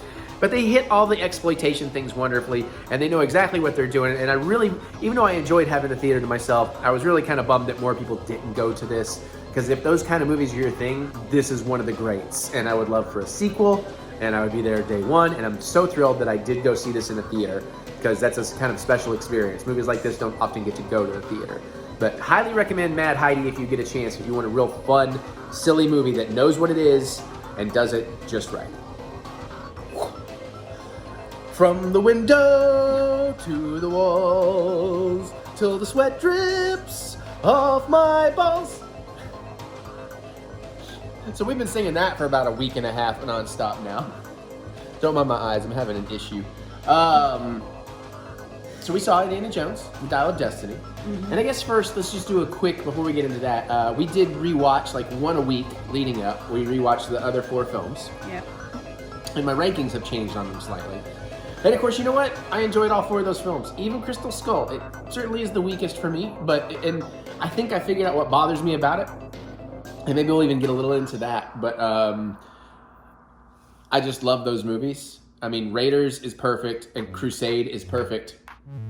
Those are my tops, and it just depends on what I'm in the mood for. If I'm looking for more of the adventure, it's going to be Raiders. If I'm looking for a little bit more heart, I'm going to get that out of Crusade. And Doom, I love, but I don't love it as much as I remember loving it. I mostly love Short Round. So, speaking of Doom, I was watching a video where they basically put all of Indiana Jones exploits in chronological order, including like Young Indiana Jones. But what I found was interesting is apparently Temple of Doom happens before Raiders of the Lost Ark. Yeah. I did not know that. Oh, I thought I've even told you this. Like, it's been most people know that now. A lot of people never picked up on it, but yeah, Temple happens first, which makes Indy's arc make a lot more sense when you track it over time. But what did you think of rewatching the original 4 this time around? I enjoyed it. Any particular one stand out more, or any particular moment, like sequence or anything? Oh god. Here's the thing, they do tend to kind of blend for me just a little bit. It's fun. But honestly, I think I might like Last Crusade the best. Junior. Yeah, it has, because this is something I thought might have been lacking a little from Temple, is it Crusade and Raiders does have that old serial feel where you could chop it into 10-minute segments and they all end on cliffhangers and you have to go back to the theater every week to see the next chapter. And I really appreciate when they do that, because I think that was certainly lacking a little bit from Doom. And I think they did really good with that. So obviously the classics are classics. Crystal Skull is not that bad. It's, you know, it's got some issues. I think the biggest issue, and this is a little bit of a spoiler, but you know how all the Indiana Jones thing, not of the new movie, but of Crystal Skull, all the Indiana Jones things, they always have some kind of supernatural-esque thing at the end. And I did not mind the idea of aliens, though everybody says aliens. It's not actually aliens. Well, interdimensional beings. Yeah, but if you say aliens, you think outer space, not, you know, but... Well, they're still technically alien to our realm. That's fair. But the problem I think they did here is 2 things. One, when you do get to the end, I think they show too much of it. Like the other movies, they show you just enough to where you could maybe argue that was just an interpretation and certain things didn't happen. Like, did the ghosts really go around and melt faces because their eyes were closed? They don't know, you know. Like, I'm not saying those are good arguments. I'm just saying those could be had. Whereas in this, it's like clear. Like you even see when like all the things start spinning around and it turns into the one alien that actually looks down at her and all that. It's like, it's a little too much of it. They should have pulled back on that. Obviously, some of the effects work is horrendous, but I don't give a shit about that. People are way too... I'm getting really fucking tired of everybody being like, well, the movie sucked because the effects were shit. No, fuck you. Use your suspension of disbelief. Because just because, you know, if it's a good story and it's good characters, then it's a good fucking time. Granted, you can get that if you want. I don't want to speak for everybody. Enjoy things how you want to enjoy things, but that is really getting on my last nerves. Like, well, I really like the movie, but the effects were shit, so the movie's shit. It's like, no. Plus, like, people that want to, especially when you're in like the mutant family group and you grew up watching all these horror films like me, like to hear somebody of that same class say, well, the effects are awful, it took me out of it. It's like, do you remember the movies we grew up on? Do you know the kind of trash we watch and enjoy and we're not bothered by shit effects? Why are you bothered by it here? Anyways, that's my little mini rant. The other thing, and I think this is also a crucial element they really screwed up, is with the MacGuffins at the end. It's always at the end. In Crystal Skull, they show you, like, the Russians have a dead gray body, like, halfway into the movie. So it's like, oh, well, okay, so... Yeah. Okay. It takes all the mystery out of it. Irrefutable proof right there. Yeah, because it kind of takes the mystery out. It takes that whole, is it, isn't it thing out that could have been there a little bit more. And I think Shia LaBeouf is fine. I like his character. But also, I like Shia LaBeouf. I mean, he's certainly had problems and tried to work through them and everything, but I've always enjoyed him. And, you know, I just had a really good time with it. And the Marion stuff with Marion? I'm not entirely sure on that one. Okay. Well, anyways, all that stuff was good. But granted, I totally understand Crystal Skull is on the bottom for me, but it's still a good time. So. And more gruesome than I recall. There were some legit, real gruesome deaths in there. I appreciated that. So now I'm going to cut out and we'll talk about Dial of Destiny. From the window to the walls till the sweat drips off my fucking balls. There, I improv'd. I thought maybe you'd join in with me. All right, so let's talk Dial of Destiny. No, because we should not be doing this to other people. That's why. Well, you're going to get in their heads, yeah. Dial of Destiny, Phoebe Waller-Bridge was awesome. The fuck is y'all's problem? I don't think, it's not really my viewers, except maybe hate watching viewers, but what? Some people out there just have a problem with women. I think she's a great character. She felt like that old, like, adventurous, like, because what was, like, the Thin Man and those kind of movies where it's like, you had, like, this really rapid, witty dialogue in, like, the 30s, 40s, and she had that spirit and tone, and I really loved that. So I really appreciated her character. I think there was just the right amount of her. Yeah. And she had a great arc and all of that, so that was really good. Overall, I loved the movie. I think it is my third favorite. I've only seen it once. I'm still new, so I don't know if it was a little better than Temple of Doom for me. It's either right over or right under Temple of Doom. But what did you think in general? It was interesting. The first third, fourth. Yeah, I was looking for your general, but. In general, I mean, I enjoyed it. It definitely did not end the way I thought it was going to. No, obviously we're not going to spoil anything here, but I love the ending. That's just a beautiful culmination for this man, all of it. Yeah. But yeah, the opening section is, especially in IMAX, worth the price of admission alone. We basically got a lost fourth Indiana Jones movie. What I mean by that is, obviously we had Indy in his prime. We got like a fourth Indy in his prime movie, just in a little less time, but it was awesome. Now, I was listening to somebody else's review and they said that the de-aging was distracting. I'm like, no, it wasn't. It wasn't for us. I don't know if it's because we saw it in IMAX or what, but I thought it looked really great almost the entire time. Yeah. And again, see my earlier rant about suspension of disbelief. And also, like, all the people, like, there's all this whole thing about, like, well, this is why you shouldn't de-age. You should just recast and stuff. It's like, fuck you, you Luddite, because it's getting better. And if we just stop doing it, technology will never get better, but we will get it there. It is this fucking close to being perfect. So this was the next step. The next person, the next thing that comes out and really goes for it, it'll probably be perfection. But anyways, yeah, that whole scene, action, comedy, music, John Williams' score in this is fantastic. Although there is a scene in the early section with the Nazis marching that the music he did absolutely is almost note for note and rhythm for rhythm. The Federation Trade Army, the Droid Army March. I was like, wait a minute, you're getting your Star Wars in my indie. And then there's lots of more surprises to come and everything. And I would say Mads Mikkelsen is a fantastic villain in this. I think he's probably the best James Bond. Well, yeah, he was a great James Bond villain too. Yeah. But he's probably the best Indiana Jones villain of all of them. Very memorable, great story, reveals and things brought up and come out and and even what happens with his character and everything, super satisfying and just wonderful all around. Yep. And also this movie's clearly got a few gruesome beats too, so I appreciate they didn't shy away from that. And I think this very much went back into that serialized set piece where every 10 minutes you could probably chop it and say, boom, that's the next chapter, that's the next chapter. And you move from we're doing this whole sequence here, we go over here and do this whole sequence. Now we got an underwater sequence and things like that. And then, you get a lot of returning faces, some are surprises. I love some explanations of what they did. They used certain characters that are or are not in the movie. I'm gonna really tiptoe around this. And gave them a really great, they used their either being there or not being there as a great motivating factor for the characters in the story. Yeah. I think another thing a lot of people have problems with, and you've seen this in the trailer, but you're getting Old Man Indy in this too. That's a big part of the story as well. It's not just the de-age Indy. And I think some people are just reacting to, they don't like the idea of old age and things happening, and that you know, everybody just assumes their heroes grow old and peacefully and happily. It's like shit still happens in their lives, but I think there was a great arc for Indy in this as well. Honestly, no, I haven't seen some of the films that he's done since he started returning to old roles. We haven't seen Blade Runner 2049 or whatever, but Yeah. we've seen Star Wars and Indy, of course. Yeah. I feel like there's one other, but I can't think what it is. But anywho, it's just going like, because when he started doing that, it's just like, is this goal just to return to all of his old roles?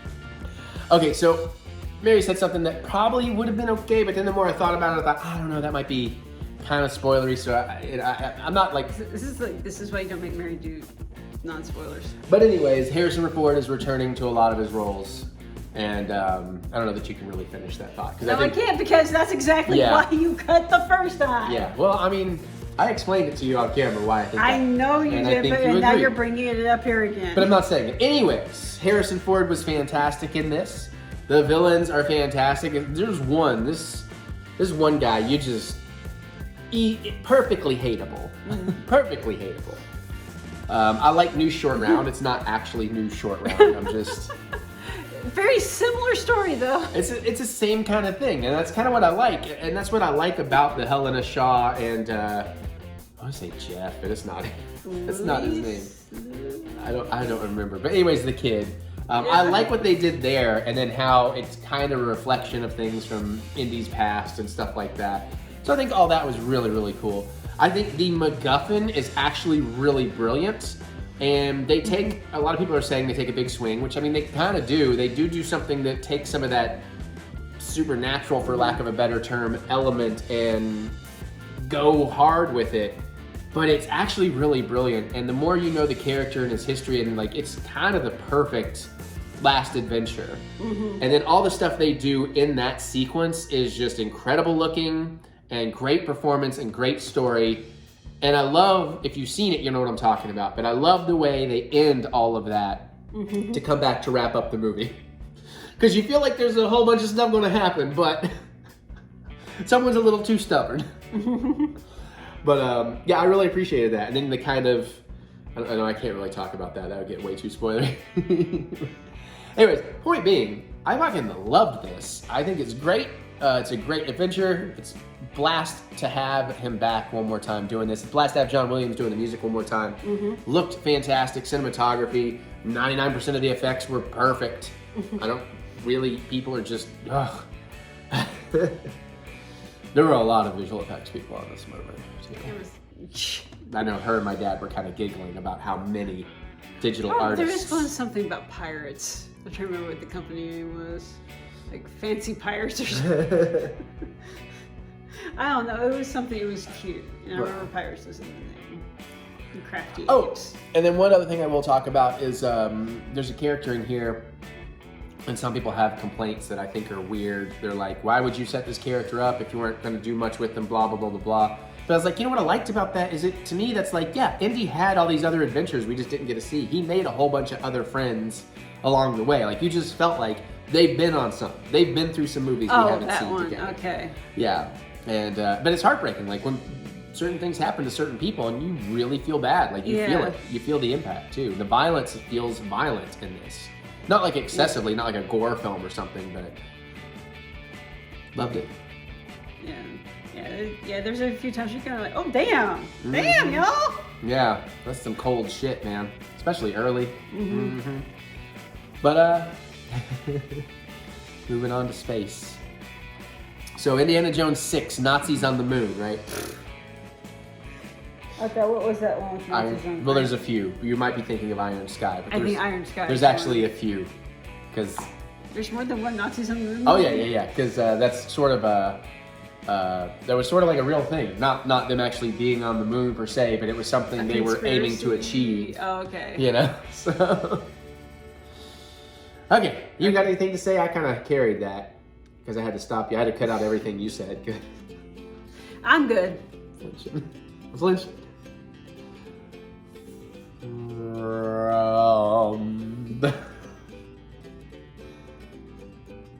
The windows to the wall. Domestic. No, actually, I shouldn't make a joke about domestic abuse. Obviously, that's a lot of time. Trying not to get that stuck in your brains because it's been stuck in my brain for like a week or two now and it won't go away. I'm good at that. I'm good at earworms. Okay, that's it. We're gonna move on and talk about something else. Bye. Maybe. Oh, next week, maybe Joyride. We haven't decided if we're actually gonna go or we're gonna cancel it. I can't wait to see the all Asian cast remake of the Paul Walker, Steve Zahn film with the and Lily Sobieski with the psycho truck driver stalking them. That's what it is, right? No? Well, fuck it then. Candy cane. Is that you, Candy cane? If you know, you know. All right, bye. Cha-ching! Let's talk money in the bank. Yeah. They did my boy. They did him wrong. They did him dirty. LA Night. Foot cramp. What the? Are you Okay, I'm good. I'm good. Are you sure? Yeah. Okay. Oh, it's an old wrestling injury. Oh, fuck, actually. Oh, God. Okay, I'm just gonna hold my. Oh, geez, we're all. Oh, shit.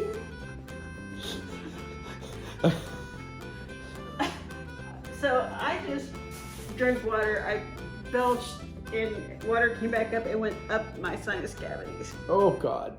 Oh, that stings. Oh, is that like me earlier where I already have a whole eye thing going on? And then I cut these jalapenos and then I touch the inside of my eye and we're having a day. Are you okay? As I go to touch my eye again because I'm an idiot. Yeah, I'll Okay. survive. Oh, that's unpleasant though. Yeah, just like Money in the Bank. No, actually, overall, I thought it was a great pay-per-view. Really It had. didn't pan out quite the way I thought it was going to. Yeah, not in certain in circumstances. But we started off with the men's ladder match, and I got what I wanted. I loved they all ganged up on Logan Paul like that. That was really fun.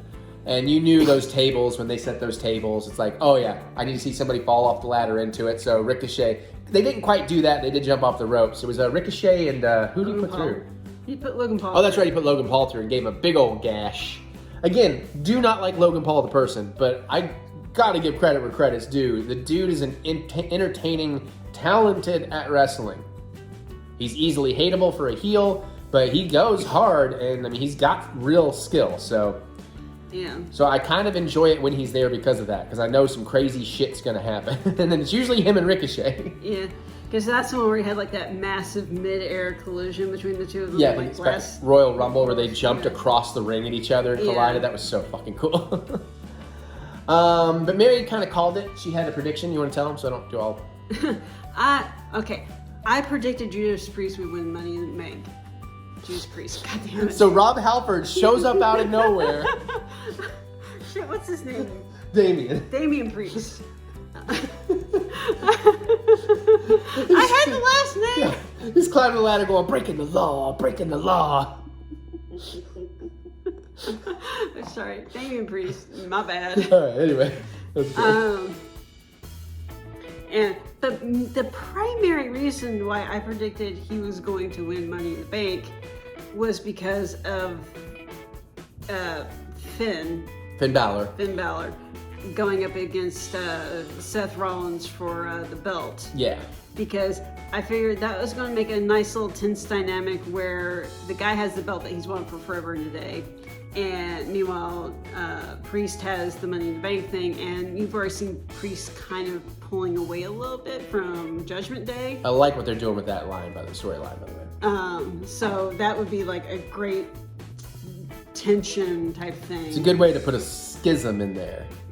Oh, Jesus. Let's not bring them into this. Yeah, because they're boring as shit on NXT. Sorry. So shall we just go ahead and fast forward to... Well, let's finish talking a little bit about that match Okay. too. I do think it was really entertaining. The ladder stuff was good. I'm fine with the outcome. I would have loved LA Knight to get it because LA Knight's my boy. I don't know what it is. He's got a charisma. I really enjoyed the hell out of him. He was super popular with the UK crowd. Mm-hmm. And I was glad to see it. And of course, Ricochet was fantastic. And poor Santos, like nobody gives a shit about him in that. I'm sure somebody does, but like he's not boring, but he was boring. It's just. I think I just don't care about the LWO as part of it too. I care about the LWO in terms of they were clashing up against Judgment Day. Yeah. And now that they've kind of shifted and they're not part of Raw anymore. Yeah, I can see that. I think for me, it's that, listen, Rey Mysterio is a legend, and all the wrestlers in the LWO are excellent, but they don't, that group is lacking a lot of charisma for me. A lot. I think they just haven't found the hook for them yet. Yeah, it's not quite there for me right now. But yeah, that was a really good match. And then did we go to the Seth Rollins right after that? Or? No, that was later on in the line. Okay, what was second? Should I just bring out the things? Yeah, I think, because otherwise we'll be going like,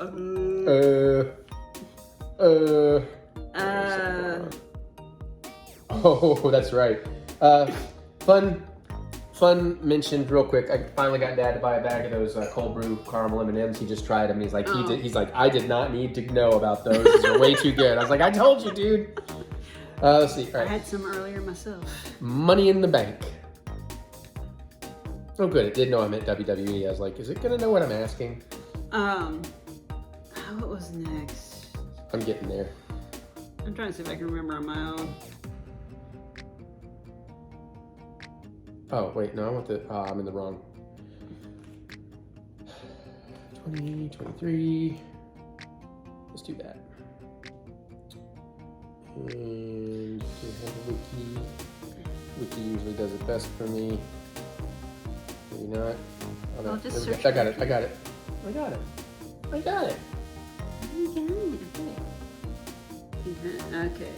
Oh, by the way, our boy, Mike Rome was out there. That's cool. Yeah. Mutant fan Mike Rome. Still think it's hilarious that we both got in trouble when we met because he wanted to geek out with me about a bunch of stuff. Mm-hmm. And he was holding up the crew. No, there should be a thing down here that's like a grid that shows me like. Okay, because. So like, oh, well, it doesn't do that. Oh, results. That's what I want. Here we go. This is what I was looking for. Okay, so we had the ladder match. All right. Oh, then we did Liv Morgan, Raquel Rodriguez with Ronda Rousey and Shayna Baszler. Majin Buu Rodriguez. Majin Vegeta. Majin Vegeta Rousey, which was actually really cool. Made me like her. Fun match because I love Roxanne. Roxanne. Because I was there just coming down. I was Raquel. like, wait a minute, did I just see a Capsule Corp logo on her jacket? Yeah, and then I happened to notice. Then she. And then she's like, and that's a Saiyan armor bralette. Yeah, and then I happened to notice like, oh, she's got a Majin symbol on her forehead. Yeah, I don't know how I missed the Majin symbol. I was too busy looking at her clothes. I guess. So I don't know what that was for or anything, but it was really freaking cool. I was like, oh shit, she a DBZ? All right, I'm in. And I was just like, I was trying to go like, so is it Shayna? Shayna Baszler, yeah. I was like, is her outfit supposed to be something? It looks like it should be something, but I don't know what it's I kept saying supposed to it's be. perfect cell, but she says no. No, so. definitely not perfect cell. But I love Raquel Rodriguez, and Liv Morgan is fucking fun, and that was a killer fucking match. But man, the shocking ending, I need to know more. What the fuck? Yeah, I was like, did we miss something? What triggered Shayna Baszler's turn on Ronda Rousey? That was out of nowhere. that was really out of nowhere, because it wasn't like there was an accidental, I'm going to go kick this person, and they just dodged out of the way, and I just kicked. Right, like even if there was a little bit of that, it seemed excessive, so I don't know. But that was a cool match. But yeah, I'm glad to see Liv and Raquel back together. And getting the belts back. I mean, it's kind of a nice way of being like, because she got injured, that's the only reason because they were probably meant to hold those belts a while. So this is a way that I was like, let's reset the tables now that everybody's back. But because one of my favorite things is that Raquel will just throw Liv around, and Liv, it looks like her most favorite thing in the world. It's just like, I'm a human cannonball. Yeah, whee! Then we had Gunther and Matt Riddle. Yeah. That was a really good match too. I don't like the outcome, but it was really, I wish it had been different. I'm not like complaining about it, you know what I'm saying, just as a fan. But I think Riddle did well for himself. Yeah, no, that was a really good match. Then we had Cody Rhodes and Dominic Mysterio. Then we had the Women in the Bank. Are we not going to talk about that one? What the fuck is there to talk about? It's boring as shit. I don't remember it. Oh, Cody won. Yeah.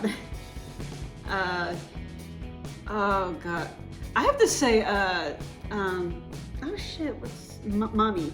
Rhea Ripley. Yeah, Rhea Ripley. She gives some really great concerned face. Yeah. Because her Latin heat is getting his ass handed to him.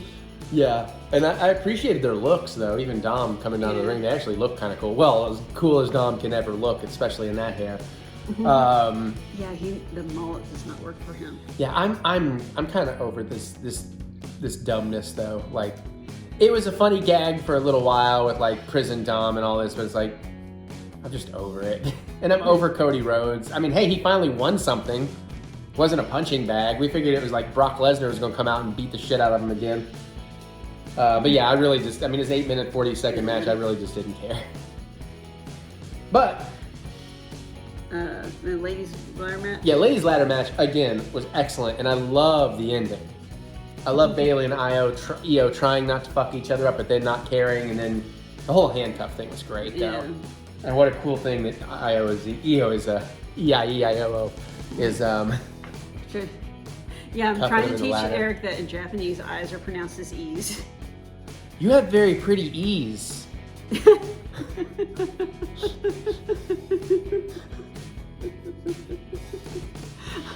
This is why she married me.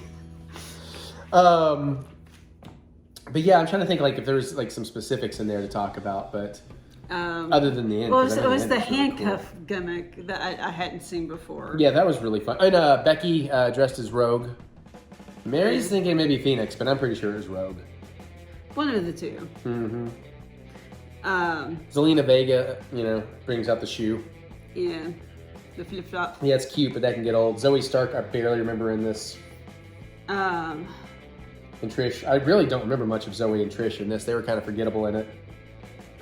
well, Zoe and Trish were the ones that tried to handcuff Becky in the first place. That's right. I said we got the handcuff in the play. Yeah. But yeah, watching, I was kind of hoping Becky would win it, but watching Io use the handcuff to handcuff Io and Dakota together. That was just Or genius. not Dakota, Bailey. Bailey. Yeah. Yeah. Dakota's the other one. Dakota Sky. She's the other member of Damage No, Control. that's Io Sky. Io's shit. I don't know. I but can't get there's my there's no shit. Dakota. There's no Dakota, only Zool. Bailey and Bex. Bailey's. And then she's climbing over Bailey to get to the. Yeah, you kind of almost wanted to see her like step on her head. I know it wouldn't happen, but it was kind of be like they come back from break and you're like, so we're still looking for the key to the handcuffs. Seriously, Or audience. Hacksaw. We know one of you have it out there. Seriously, we can't continue the pay-per-view until you fess up. That would have been hilarious. So then we had the Seth freaking Rollins and Finn Balor match. So we kind of got a little of what Mary was hoping for play out, just definitely differently. At least Damian did show up, and that kind of threw Finn Yeah. off his game. Yeah, that wasn't what I was expecting. Because Right. my prediction was, of course, that Finn would win that match. And thus had the belt, and so he would always kind of be giving, Priest the side eye, going like, "You're not going to use that on me, are you?" Yeah. Well, and that drama could still, well, I guess he would have to have a belt for it to happen. But Yeah, but now the drama is going to be going like, I was doing fine until you became a distraction. And he's like, well, now you know how it feels. That's why I told you to stop coming and being a distraction for me. But that was cool, and I'm glad Seth kept it. I mean, it would have been cool to get the drama Mary was talking about with Damian if he had won it, but, I like Seth. Really, who doesn't like Seth freaking Rollins? Yeah. Plus, him keeping the belt as a fighting champion, really appreciated that. And that's honestly brought a lot of life back into some of these WWE matches since somebody else won't fucking give up a belt, which is the next thing to talk about. Yeah. Was that the very next match? Yeah, that was the last match. We don't have a lot to say about that. Anything else about Seth and whatchamacallit? No, not It really. was just a really good match. Yeah. So then we have the Bloodline, which, I love the story. I remember how it ended. I don't remember the match. By this point, it was late. We watched late. We kind of slept through that match. Not because it was dull, but we didn't watch this live because we had things going on in the afternoon. So it was late and we both got warm and comfy. And Yeah. we just dozed off. yeah, just kind of dozed through it. So we need to rewatch it probably. But we did wake up and see the end. So we did get to see a certain somebody finally get his ass pinned. By Uso. I love the stuff they were doing. I don't know, I think it was on SmackDown though before, where the Usos were coming out and be like, but we will acknowledge another tribal chief. He's acting a fool right now. He really is, but one day, and they're like talking to Solo. Yeah. And then I love that Roman just starts dying laughing, and then Solo starts yeah, and Solo starts looking at him like, why is that so funny? It's like, oh shit. Oh, I've predicted for a while. There's at some point where Solo is just going to be done with everybody's bullshit. Yeah. tribal chiefs, his cousins, and everybody's like, screw all y'all, I'm done being y'all's cleanup guy. Well, I would like to see that they actually bring even Roman back to being a babyface out of the heel and like really do pin it all on Paul, because he really is a lot of all of it, you know. So, like so I would like to see that kind of eventually play out. But I was happy to see him finally get pinned. Maybe that means they'll actually, you know, let him lose some belts sometime soon. SummerSlam, perhaps. SummerSlam coming up. Yeah, unless they've got plans on making, for some reason or another, making him the all-time, because they were True. saying that he's surpassed another one in this last term or whatever. And again, I will say that they've made all that more interesting by finally breaking up some of the bloodline, so it's not the same old rinse and repeat it has been for far too long. So, Good job, baby.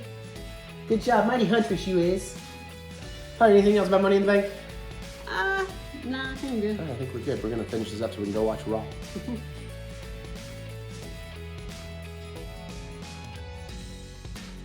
What are you doing? No. I love you. You too. Okay. Bye from the windows. No. I'm Squishing your head. I'm squishing your head. Bye.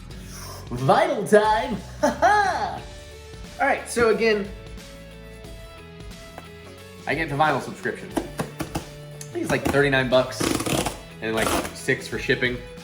They tie it to my Discogs, so they see what I own. They tie it into my Spotify, so they can see what I listen to and what I like.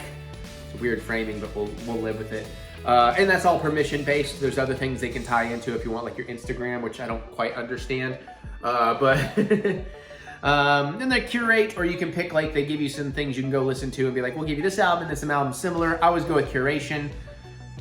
I rarely know what I'm getting anymore. I have not really been listening to a lot of it lately, but I will eventually. I've just been in a different headspace to be too much into all kinds of music. So anyways, let's get in here and see what we get. And I like the look of this. Rationale. If the problems persist. Light blue ghostly vinyl exclusive. And of course, they always give you a little letter from whoever curated your box and tell you about it. So we'll get to that in a second. Next up, it looks like we have another vinyl exclusive. I saw the sticker. Low Life nominee. Great ghostly vinyl. What's with like all the ghostly stuff? Isn't that just translucent? This art is less interesting to me. But again, it's not all about that. And then last but not least, final thing we've got. Okay. We've got the Shivas. So this was Weird Al Yankovic's band before he, I'm just kidding, but dude right here looks like he could be young Weird Al before he was weird. So vinyl exclusive color. Not sure which one's the front, which one's the back actually. All right, so interesting. Here is this. I will read it to you. Here is this. It looks like it's Holly again. Okay, what do we got? Hey Eric, this time around we've got you some Midwest emo from Rationale with If the Problem Persists. Okay. Get ready to have a new favorite band and a great album. Right on. Next, Austin pop punk band nominee with Low Life. Sweet. It's complete with enormous chugging guitars and plenty of raw emotion. That sounds like my jam. Finally, the Shivas in Feels So Good, Feels So Bad. Oh, I didn't realize it had two different things. So it's like kind of their own split vinyl in a way. Dance along to my favorite track, Undone. Make sure to check out the music video too. Okay, well thanks Holly. If you want to reach Holly, you can reach her at 966, I'm fucking 277, and then you guess the last number. No, I'm just fucking, don't do that. That would be shitty. Okay, there you go. That's my vinyl haul. I don't know. I wish they'd send me some like Goblin or some like big band swing. I guess I don't have that on my list. I should go in there and tell them because I'm getting into some like big band swing, like kind of a not quite the Setzer swing big band, but more like what am I thinking? Mardi Gras, Louisiana, Creole. You know, like just big bands. Anyways, that's final. We're making a drink. We're making a drink. Am I loud enough? Now, we're having fun. I got in the mood for Dr. Pepper cocktail, so I bought a Dr. Pepper, and I found some recipes. We're gonna do the simple one today. I don't remember what the hell this is called. It's like a Dirty Doctor or something like that. We're gonna fill a Collins glass with ice. We're going to pour in 2 ounces of vodka.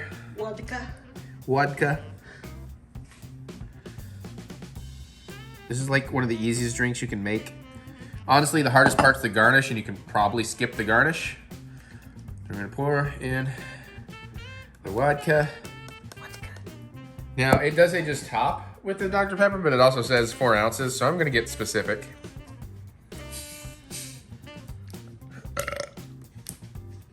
So basically a 2-to-1 ratio. Yeah. And of course, we do not shake this. That'd be bad, Ray. There's 2 ounces. It's actually gonna be a lighter drink, even with all that ice in there, than I was anticipating. Could have made this a double. No. Well, I mean, if I put less ice in. True. Okay. Hold on, I'm gonna get a straw. I should have had a straw ready.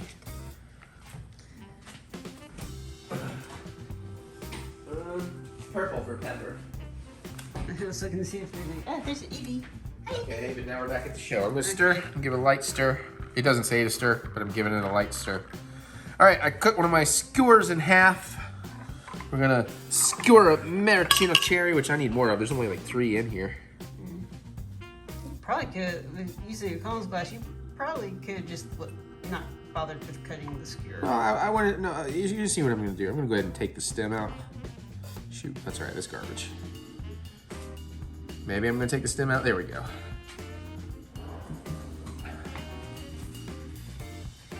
And as you may see here, I've got a lime wheel.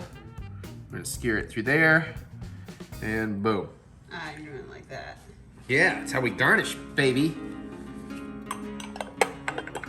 If my nails were cut, or that would have hurt. And there we have whatever the fuck this thing's called. I should probably look it up since it has to go in the metadata. I mean, it's vodka and Dr. Pepper. I honestly thought I could squeeze some lime juice in something in here.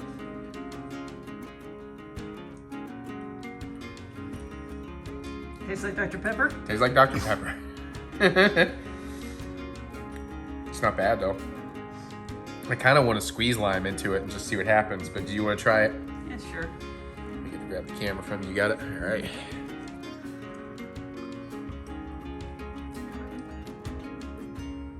I mean, I can kind of taste the vodka. Yeah, but I mean, it's not like potent yeah. or anything. Yeah, no, this is better with Fireball. Yeah, that's Mary's version. So you know what I'm gonna do? I'm gonna try a little, I'm gonna play a little, just to do something a little exciting here. Oops. Let's see, is this the short half? We'll use the short half here. Just squeeze some lime juice in there.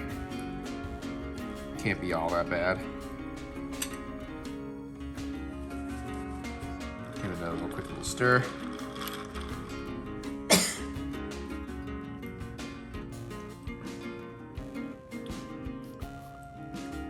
At least that made it a little more interesting. Good, interesting, or? Actually, it might have neutralized the flavors. It tastes more like water now. You want to try it? Okay.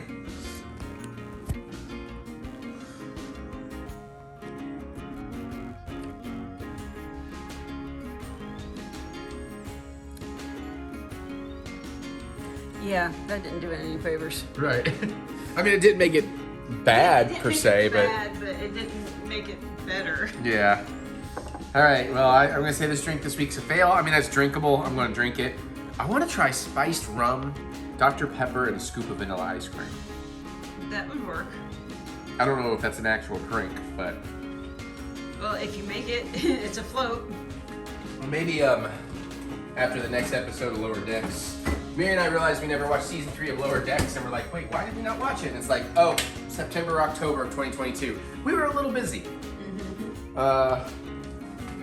So Getting married and going yeah, on. honeymoon, yep. So we're enjoying catching back up on that. I almost wondered about a little maraschino cherry juice. That's just like, if you needed to use up the Dr. Pepper, we could make the fireball. Well, that's part of why I thought if we played Guacamole, you'd want maybe to do. Maybe tomorrow then. This is a future science project. You're not allowed to know about this. I didn't actually film it though. I posted it on Twitter. All right, we're gonna go watch some more stuff. We'll see if we make another drink tonight that you'll see later. Whoop. Okay, there you have it. That is the vlog for this week. And I forget what next week is, but it's probably pretty cool. Next week might be hot dogs and buns, maybe. Be a long one. There might be one more before we get to that. Anyways, hopefully you enjoyed this. I had a good time. Hopefully you did too. Wouldn't mind some more of that bread. We filmed that a while ago, obviously, so our bread's been long gone. But yeah, thank you for joining us. Hopefully you had a good time. I know I did. Certainly comment below. What do you think? You got any thoughts on these things? And, you know, sorry for the Indiana Jones ranting. I probably was not talking about you, so you probably don't need to be offended. If you're here watching my video, I probably am not talking about you. But I appreciate y'all. So definitely comment below. Can't wait to hear what you have to say. Other than that, click the thumbs up button. Give me the good old thumb of encouragement, as I do love to be encouraged. The one, I don't think we mentioned this. I did get Oogie Boogie Bash tickets. So I guess I should throw that in there. It was the only vacation update real quick. Yeah, it was a debacle. I got up at noon here in my coast, East Coast. Jumped right on, immediately was told I'm in a queue that's longer than an hour. I was like, oh, geez.